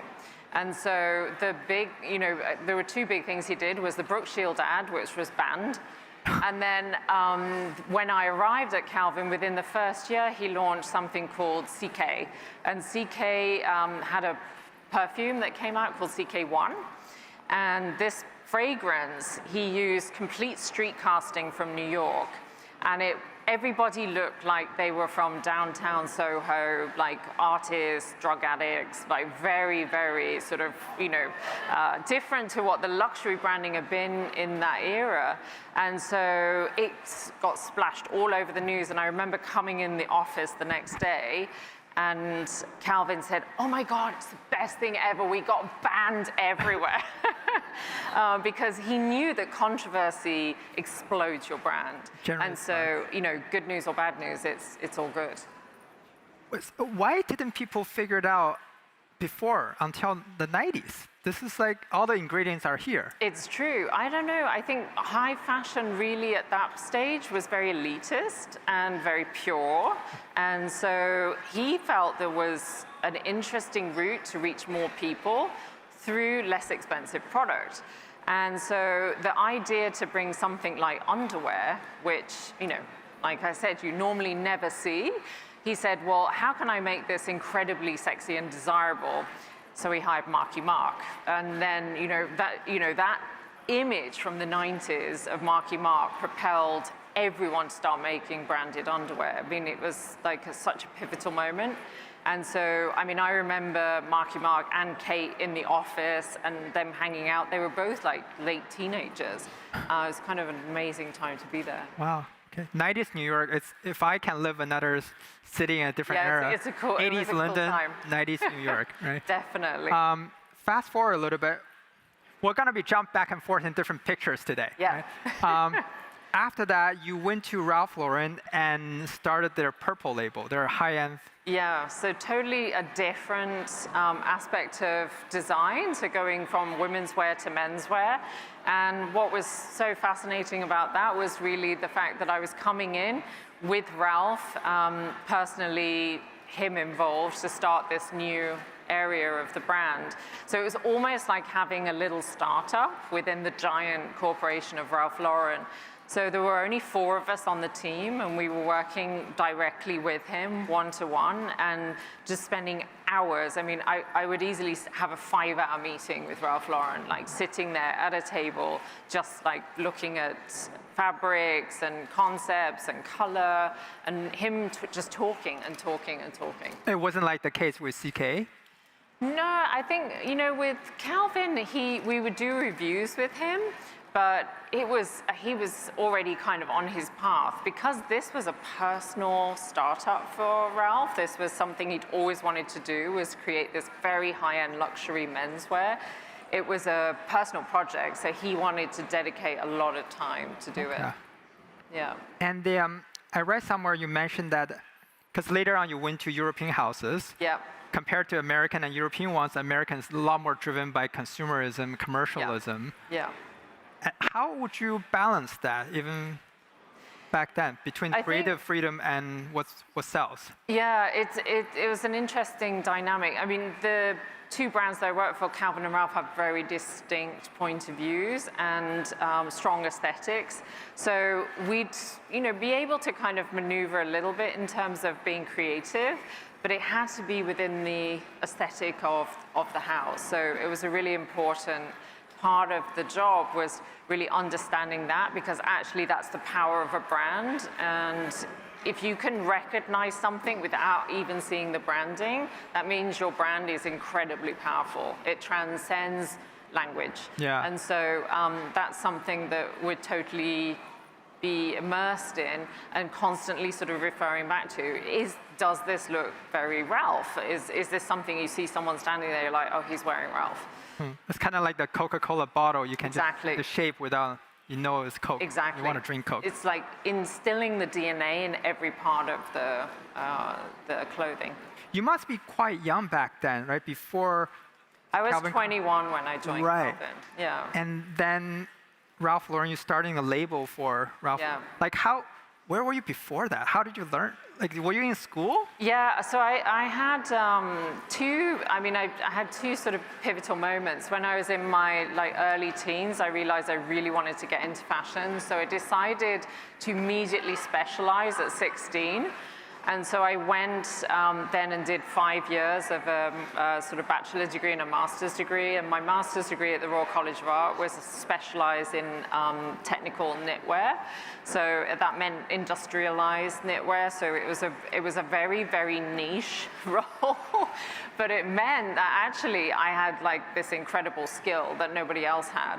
And so when I graduated, honestly, the landscape of the job market at that time was quite bleak, and I got a job before I even submitted my graduate collection. Wow. Which was kind of amazing. And they all trust you to start your own sub-label in the... Yeah, you know, back then it's kind of interesting because we were really young, but that kind of sense of youth and bringing all of the sort of, I don't know, street culture and our sort of touch point on what was happening was something that especially Calvin really wanted in the business.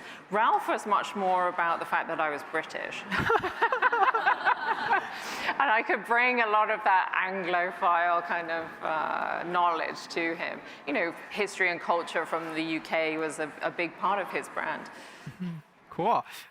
Because I'm always fascinated by like, okay, if you spend 5-6 years in college, you learn all the craft of fashion, and is that enough? Then from there, it's just all improvising for you. Yeah, and the craft is really about that idea of understanding physically how to do it, so being trained how to cut something.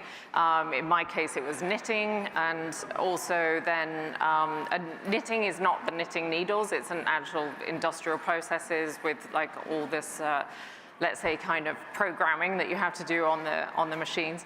And then from there, really understanding how to sort of design and the skills that you sort of learn in college are really about kind of expanding your experimentation. And so pushing boundaries, really trying to understand how you can create something new and as original as possible, but within a framework.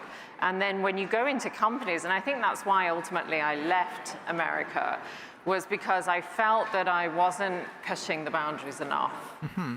Okay. So it was a great learning curve. I mean, there's no better place to learn than America in terms of getting your sort of skills as an actual designer to sell product. Like I said, the commercialization, which is a very critical part, obviously, of business. But it's also branding. Branding and marketing is really well done in the States. So I find that those are the two skills I sort of walked away with. I guess American back then, there has new vacant space, so a new brand can pop up where European has all the houses. Yes, right? exactly. So if we move quickly to Europe now, so if we jump to, here's Gucci. Yes. How do you pronounce it? How would you pronounce it? Gucci. Okay, great. Gucci. In Milan, and Chloe in Paris, I believe. In Paris, yeah. And here's Givenchy in Paris. Yeah. Which city is your least favorite among the three? For what reason? At the time, I think Milan was quite tough, I have to say. It's a very small city, and back then, that was like 2000. So there were really 5 or 6 key big leading brands like Prada, Gucci, Versace, Armani. Is there another one maybe that was key back then?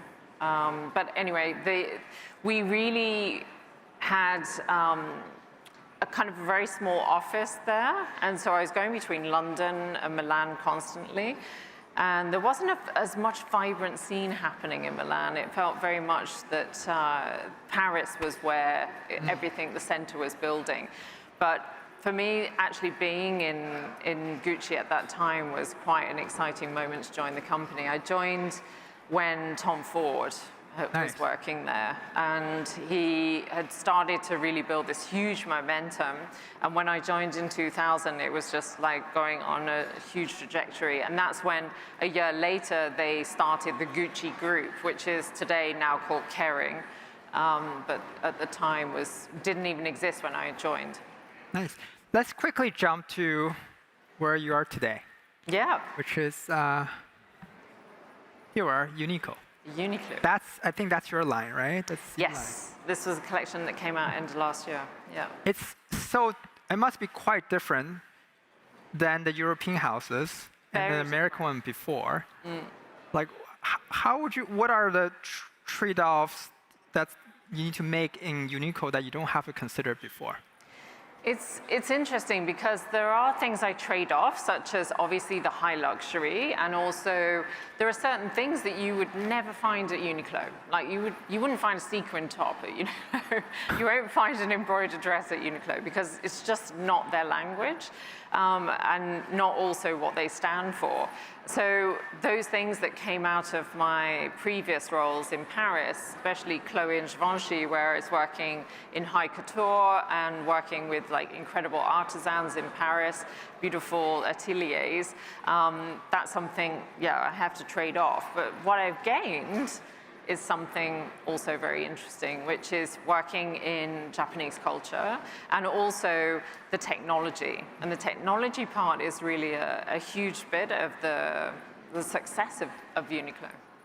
And what you gain is everybody can raise their hand here versus not everyone wear Chloe here. No, that's the thing. And I thought it was very interesting throughout my sort of 10 years in Paris, I'd had so many people who come up to me and say, oh my God, I love your clothes, but I can't afford them. Maybe one day I get one piece. And now everybody comes and say, oh my God, I bought 5 pieces from your collection, and look, I'm wearing this. And it's a really different dynamic, and it's super rewarding. Is it more rewarding than creating something so delicate and beautiful, but fewer people can? What's your calculus between quantity and quality is wrong, quantity versus depth? I mean, I've been lucky enough to have both. So I would say it's interesting because I would definitely say the couture was like one of the highlight experiences of my career. It's a super beautiful part of French fashion, and it's an area where you really get to completely be in almost like your own laboratory. It's about kind of shutting yourself in a room with just really incredible artisans of embroidery, people who do beautiful like special printing techniques. We did amazing jewelry, bespoke shoes. It's like a dream world. It's kind of something you cannot explain. It's really a rarefied world. It's the top of the top in so many ways. And I created, red carpet dresses, wedding dresses, all these like extraordinary pivotal moments, like iconic moments on red carpets and things like that, which will live in my memory forever. They were extraordinary. But at the same time, there's something really dynamic about being able to dress the world. And that's something that I equally find super inspiring. Going back to the word trade-offs, like, now you're creative director of one of probably the most popular clothing brand of the world. Yeah. And what do you need to balance? You need to balance the fashion, what's going on in the season, materials, technology, business. How much? Like what are the dimensions of trade-off you have to consider at your? There's a lot of trade-offs. There's a lot of trade-offs because of price, obviously. So there are certain limitations on that. But also, there are trade-offs in terms of sometimes I need to prioritize function over pure aesthetic. And that's something that I have to... Give us one example. So an example, for instance, I had this like beautiful coat I was working on last season. And I had added extra sort of pocket and zip detailing because I just thought it looked great. And when we were going through the motions of how we were going to produce this item, and always it's a discussion with the founder, Mr. Yanai, and I sit together, and he's like, is that really necessary? And I said, it's not necessary, but it kind of looks great. He's like, okay, just think about it. And always when he says that, I know what he's getting to. If you're trying to reach a global customer, you don't want anything that's going to put somebody off buying it. So is that pocket or is that detail going to be irritating? Or, oh, I love this, but it's kind of annoying that's there. And so I have to make those decisions. And in the end, I did keep it. I just tweaked it a little bit.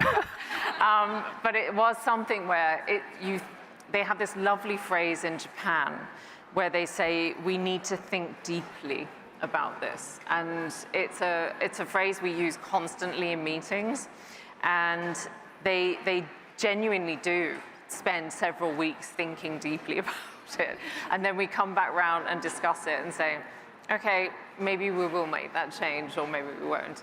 That's fascinating. So does Uniqlo, or do you have to change the fit to different regions differently because culture might accept things differently? Definitely. What are some examples? It's a completely new way of working for me, that, because when you're a luxury brand, you really are just designing for a runway. That's your whole goal, is to get a message across on a runway, and that's your marketing for the season. So that's what's going to sell, your concept, your idea, what you think is the direction of fashion for the next 6 months. Whereas at Uniqlo, I'm really thinking about, okay, what are people going to wear every day? What do we need to complement what we already have in the collection? And so we're really thinking about how we design also for different regions. Of course, Southeast Asia is a tropical climate. Europe is cold most of the time. So we slightly adjust the way we kind of design certain parts of the range to accommodate for those kind of, especially climate differences. Climate is a huge part of the work we do now. Wow. Yeah, no wonder some t-shirt feels better here versus in Asia, right? There's different fits as well. We do adjust everything in terms of regional differences. So Asia has a slightly smaller fit and a shorter fit. But it's interesting because I actually had to do a data analysis of the whole global footprint of people's body shapes. And it's really interesting to see kind of globally how it shifts around the world. And of course, Scandinavia is the tallest. But then interestingly, because of, over the last, 50 years, America has got a lot of Asian immigration. So actually, it's a similar fit to Asia. And I thought that was kind of fascinating because I did not expect it. And so it's something where when you see, and we work with big institutes to get all this sort of global information, but it's something I never would have done in my previous roles. Fascinating. I thought American also getting bigger too. Yeah, it did go kind of that and that way. Interesting. And Uniqlo is famous for their collaborations. Yes. Raise your hand if you are aware of the Uniqlo collabs. So most people know what they are. Yeah. Right? And before you were working inside other houses like Ralph Lauren, CK, Calvin Klein, then you work for other people. Yeah. Now the collaborator probably need to work with you or for you. Is it different craft, different trade to manage those other designers? Well, I mean, Jonathan Addison and Christophe Lemaire, who does the Uniqlo U line, they actually design independently. So I'm not overseeing them as such, but let's say their collaborations sit within the whole universe of Uniqlo. So when we do a review of what will go into the stores, then there are considerations that, there will be not necessarily from me directly, but from the merchandising teams that will go back and say, okay, we need to reduce the collection a little bit here or there based on how the balance across all the products that we have is. And that includes my range as well. We sort of assess so that there is no duplication. I think one of the things that they're very careful at doing is to really make sure that every product has a purpose in the store. Like we're not doing a blazer in that collection and a blazer in that collection and a blazer in that collection. If we're going to do a blazer, that's the one we're going to do. Who's deciding this? Mostly Mr. Yan and I. Oh. I think I don't want to get involved. I mean, they're my peers, so we're all sort of on the same level in that sense. But the merchants, along with Mr. Yan and I, will make the final call on the actual. I mean, because it's an astonishingly huge business. So if you make a mistake, it's a big mistake. Oh, makes sense. Yeah. And from spending time with you this trip, I get to know that you're really interested in technology. Yes. Right? Yeah. San Francisco, AI. What outside, maybe venture outside fashion a little bit, what interests you about it? You seem to like, it can span from couture to, underwear, not underwear, but Calvin Klein in the 90s to Uniqlo, the present day, and now other things. Like, where is your energy taking you? I've always loved the idea of moving a lot in my career, and I think I've chosen really different brands every time I've moved, quite unexpected choices a lot of the time. And I think that's part of the reason I do that is because I like being challenged and being in an uncomfortable zone. I think that really forces creativity because you end up really fundamentally changing your view of something. And I think as a designer and a creative, you have to constantly refresh yourself, reinvent yourself, because otherwise you get stale and then it just becomes not relevant. And one of the things you learn about in fashion is that the industry changes so rapidly that you have to be constantly on the edge of it, constantly in front of it. I mean, I'm currently designing spring, summer 27. So that's like 18 months, nearly 2 years ahead of where we are. And I have to kind of be able to predict in like a zeitgeist way of where that's going and know how to navigate and do it. So I like the idea of challenge, and I like the idea of being in areas of creativity that are new and exciting. Let's dive into that a little bit. So you need to design 18 months from now. Yeah. How do you solve this problem? It's a puzzle. Yeah, what are the pieces and how are you thinking about it?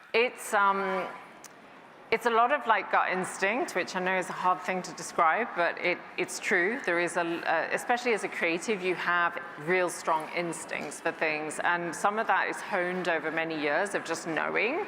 Also, it's about understanding cultural shifts, understanding what's happening on the street, understanding what's happening in younger generations, understanding influences in the arts, in theater.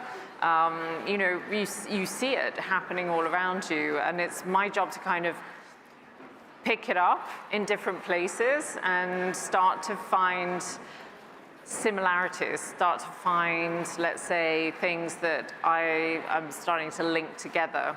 And so I remember talking to Mr. Yan about this, the founder of Uniqlo, and he's like, how do you know? How do you know?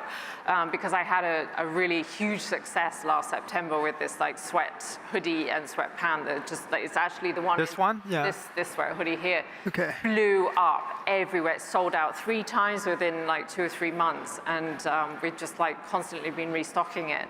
And he's like, how did you know? How did you know? And I'm just like, I just knew. But I also knew what shape would be right. I knew the fabric had to have something new and modern to it. I kind of know from my luxury background sort of where design is sort of moving to. So I wanted to bring an element of that luxury instinct that I had of where things were going into this sort of quite everyday product. And normally you would find that in like a classic sweatshirting. But I did this in a very specialized double-face fabric. So it created much more structure. And the silhouette was more relaxed. It was a slightly different proportion. And so it just exploded everywhere. And those are the kind of things I have to pick up on, is like, what are those essential pieces that have like exactly the right feeling for the time? Do you believe this, like, because compare what you just had versus the mid-late 90s Calvin Kleins, because there's similarity. There's similarities, right? So definitely. Are you the believer of fashion runs in 25-year cycles? It does. And why is that? Is some kind of universe calling of this? I don't know. There's just I think there's a lot to do with generations. And I think certainly for me right now, I have 2 daughters, 22, and they are just rifling through my 90s wardrobe like there's no tomorrow. And I still have quite a few pieces from that time. And I think there's something about that sort of generational gap, and I remember doing it with my mother. The 70s stuff. And I think it's just when you in your late teens, early 20s, there's something about wanting to dive backwards and like pick through like something from the past that you can own for the future. I don't know. It always happens that way. I did it. Now my daughters are doing it. I think it's just going to continually happen. But there's a little bit of nostalgia there. But then there's always an element of wanting to twist it in a new way. And it's so amazing. Some designer who can ride a wave multiple times. Multiple times. Like, who are the great ones for you? I mean, I think. Well, let's see. I mean, he just died actually, but Armani. I think is an interesting one because he obviously, he really is one of the unicorns of fashion. He owned, right up until the day he died, 99% of his company. It's kind of extraordinary. And he built an empire from a suit. And it just is, it's an amazing example of someone who sort of really had a vision and just stayed completely true to his vision the whole way. Ralph is another one. He sort of goes in and out of fashion. He's having another moment right now. But there was a moment maybe 10 years ago where it was a little bit more quiet and the preppy vibe just was less relevant. But he didn't deviate away from it. He just kept going and doubled down and just, kept the image building even stronger. And so now that it's sort of come back round again, he's like right at the epicenter of it. Interesting. Maybe another way to ride a wave, just stay where you are and wait for 20 years, then the wave come back to you. Yeah, I mean, you have to have some strong guts to do it, sure. But it's true. Nice. Thank you. This is great. Thank you. We're learning a lot about the internal working of building a fashion house and a creative brand like Uniqlo. So thank you for having time with us. Thank you so much. Yeah. Thank you. Thanks, everybody.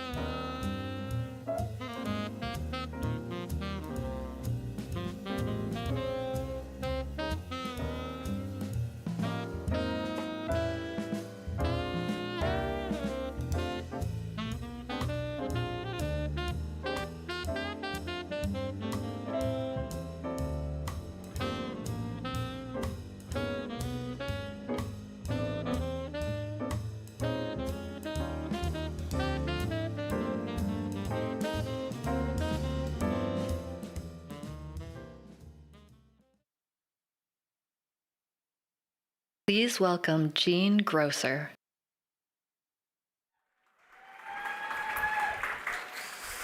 All right. Hello, everyone. As you just heard, my name is Jean Grosser. I am the COO of Vercel, and I'm excited to chat with you all today. We have had a lot of incredible presentations today, and if there's one overarching takeaway, it's that AI isn't a feature or a product. It's an operating model that rearranges every part of how we run companies, how we make things, how we define roles, ultimately how we create value. The companies winning in AI aren't just adopting new tools, they're reimagining ways of working. Both Vercel and Notion are in the business of enabling our customers to adopt these new ways of working. In Notion, agent turns messy inputs into structured work. With Vercel, V0 turns intent into UI in seconds. But we're also AI-first businesses ourselves, and you won't be surprised to learn that Notion has played a big part in that shift for Vercel. I've spent my year working at developer-led companies, first at Google, then as Chief Business Officer at Stripe, and now at Vercel. I'm passionate about bringing novel approaches to bear on go-to-market. At Stripe, that's centered around adopting consumption-based business models. And at Vercel, it's reinventing go-to-market in an AI-first era. Over the course of my career, I've found culturally that companies tend to skew towards one or two ends of a spectrum when it comes to building. On the one hand, you have written cultures. Stripe was a classic example of this. I think everybody knows Amazon, AWS, also famous for hardcore doc written culture. And on the other end of the spectrum is a visual presentation. This one is strongly embedded at Vercel and other creative companies like Apple. I like to call this docs versus demos. And there are huge strengths and admittedly drawbacks to both approaches. And they don't often play that well with each other. As you can imagine, transitioning between these two cultures can be a challenge. So what if written cultures and visual cultures could finally converge? As you saw today, they can when the doc literally produces the demo. Most companies know that they need to rethink their approach to the software development lifecycle. At Vercel, we've already shifted to a world where the lines between designers, PMs, engineers are increasingly blurring, and velocity is increasing. Now in its 10th year, Vercel is having its best year yet. We've introduced the AI Cloud, a unified platform for building, deploying, and running intelligent applications and agents. And we've seen 80% growth year on year, crossed over 200 million in ARR back in the spring. And despite V0 being in its infancy, over half of its customers are large enterprises. We iterate and ship fast, and our shipping velocity is driven by 16 different product areas. As you can imagine, a challenge emerged for us in recent years. How do we maintain our signature speed while ensuring quality and alignment across this broad group of product stakeholders? Enter, yet again, Notion. Notion has enabled Vercel to create cohesive, standardized systems that work for everyone. Product area plans help teams stay aligned through a central roadmap that connects high-level strategy to actual work. And Notion AI distills lengthy docs into executive summaries and transforms technical documentation into customer-ready messaging drafts that my go-to-market team can leverage. Like Notion, we're huge fans of quantifying impact. So here you go. 35% faster shipping, 89% confidence in quality, and 9 hours saved per person weekly by running our operating system in Notion. Notion AI AI, through the power of Notion, is giving our product teams a day back every week. I imagine everyone in this room has some sort of AI mandate, but you may not yet have a firm vision for how to deliver it. Today, I'd like to talk to you about how to successfully grow an AI-driven business, drawing from Vercel's experiences and those that we're learning and talking to a bunch of our enterprise customers. We'll do this through 3 lenses: people, practices, and product. More specifically, how to create AI-powered roles, context-driven workflows, and smarter products that drive competitive advantage through your company. So let's start with people. It's time to start hiring for roles that didn't exist a year ago. The first one is go-to-market engineering. This was the first role I added at Vercel when I was less than 6 weeks into the company. I'm now about 6 months into Vercel.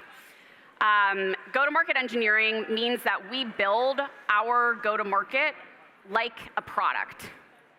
We determine what we want the customer to feel like, to be sold to by Vercel, and then we orchestrate those actions with AI at the foundation. So how do we do that? At a high level, we focus on 3 principles. We explore, we validate and incubate new technical ideas from engineering, product, and design into scalable go-to-market playbooks. We build, we ship code that drives revenue with AI and data, and we redefine GTM. We dog food the Vercel products and show customers how to redefine their businesses with agents, V0, the AI SDK, and AI Gateway. So to bring this to life, in June, just 3 months ago, we had 10 SDRs, sales development reps, working on inbound, contact sales leads. And everyone on the team had directionally similar plays, but we did have one SDR that was meaningfully outperforming the rest. And so we paired that SDR with a GTM engineer. That GTM engineer watched their workflow, looked at all the data that they were working up, scrutinized the content, and then we were able to turn that into an agent-based play. So it took us 6 weeks of a single GTM engineer to build and refine our inbound agent. As of August 1st, we not only have just one SDR, but also we are more effective at qualification.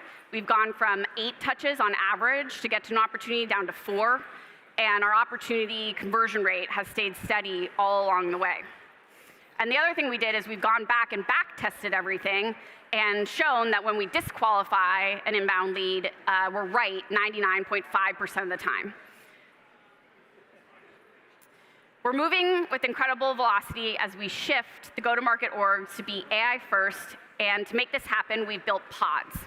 So it works really well is you take your best functional role, you pair them with a single go-to-market engineer and someone from the data science org, and then they can codify the best human practice, augment it with data, build an agent, and iterate with a human in the loop.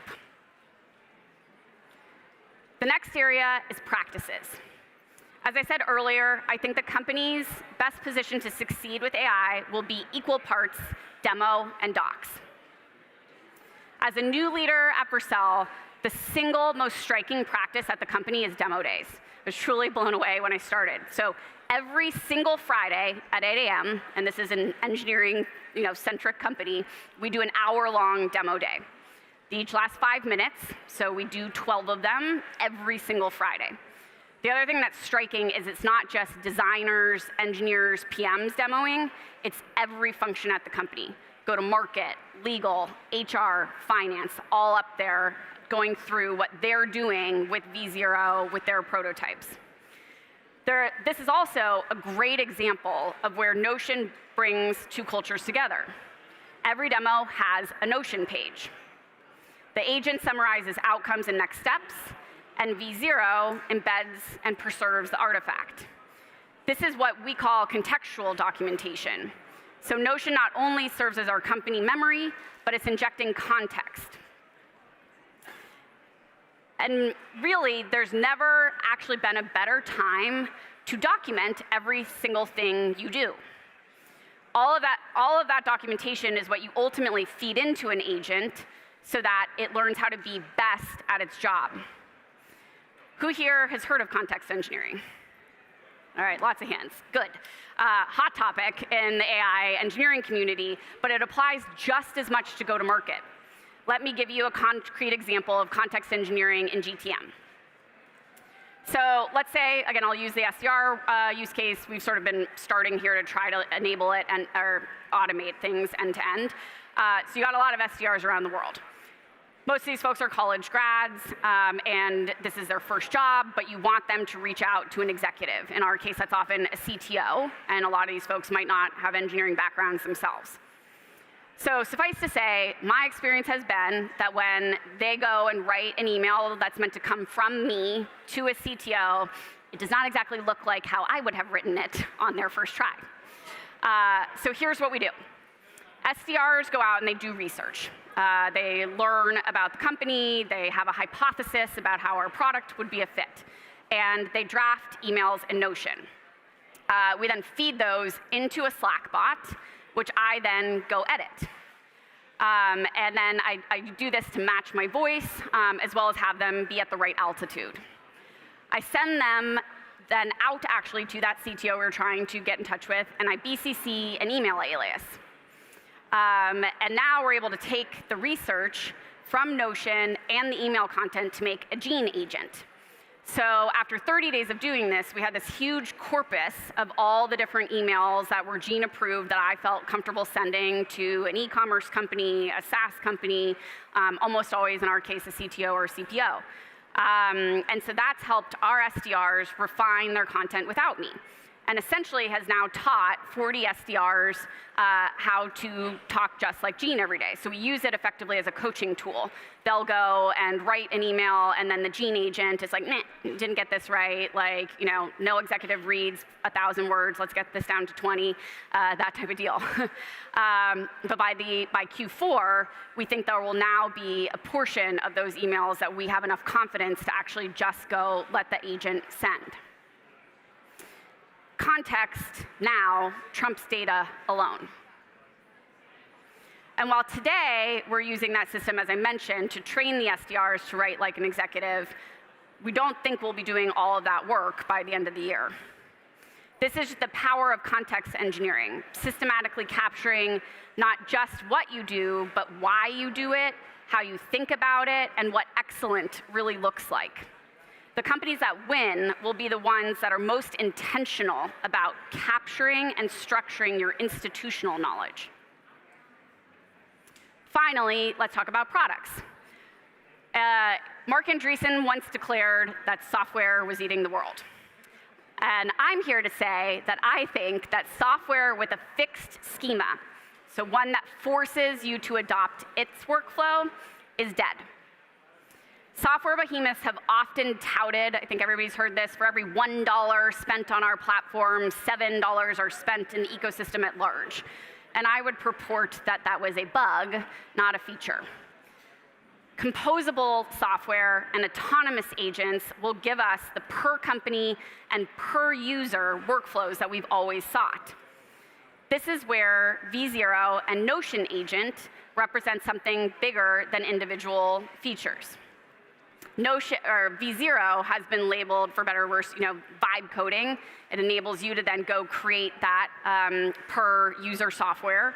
And similarly, Notion is in that vibe working for getting to more structured output. I'm sure many people in this room are Salesforce users. How many of you have ever sat at your desk and thought to yourself, man, this is exactly how I wanted to do this type of work? Yes, exactly. Said no one ever.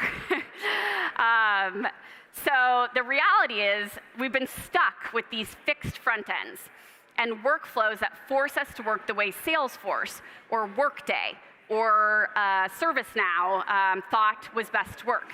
And absolutely nothing wrong with any of those companies, right? I've used Salesforce for 20 years at this point. But these powerful systems will continue to be important systems of record, providing guardrails and workflows that are business critical. But what's changing is that the marginal cost of custom software is trending to zero. And that's going to usher in an opportunity for composable systems of action. So Notion should have its own Salesforce front end, just like Vercel should have its own Salesforce front end, which is different because we have fundamentally different businesses trying to achieve different things in our sales cycle. Retail figured this out years ago with headless commerce. Macy's front end doesn't look anything like Allbirds. But they can both run on the same underlying system of record, whether that's Shopify, Commerce Cloud, or something else.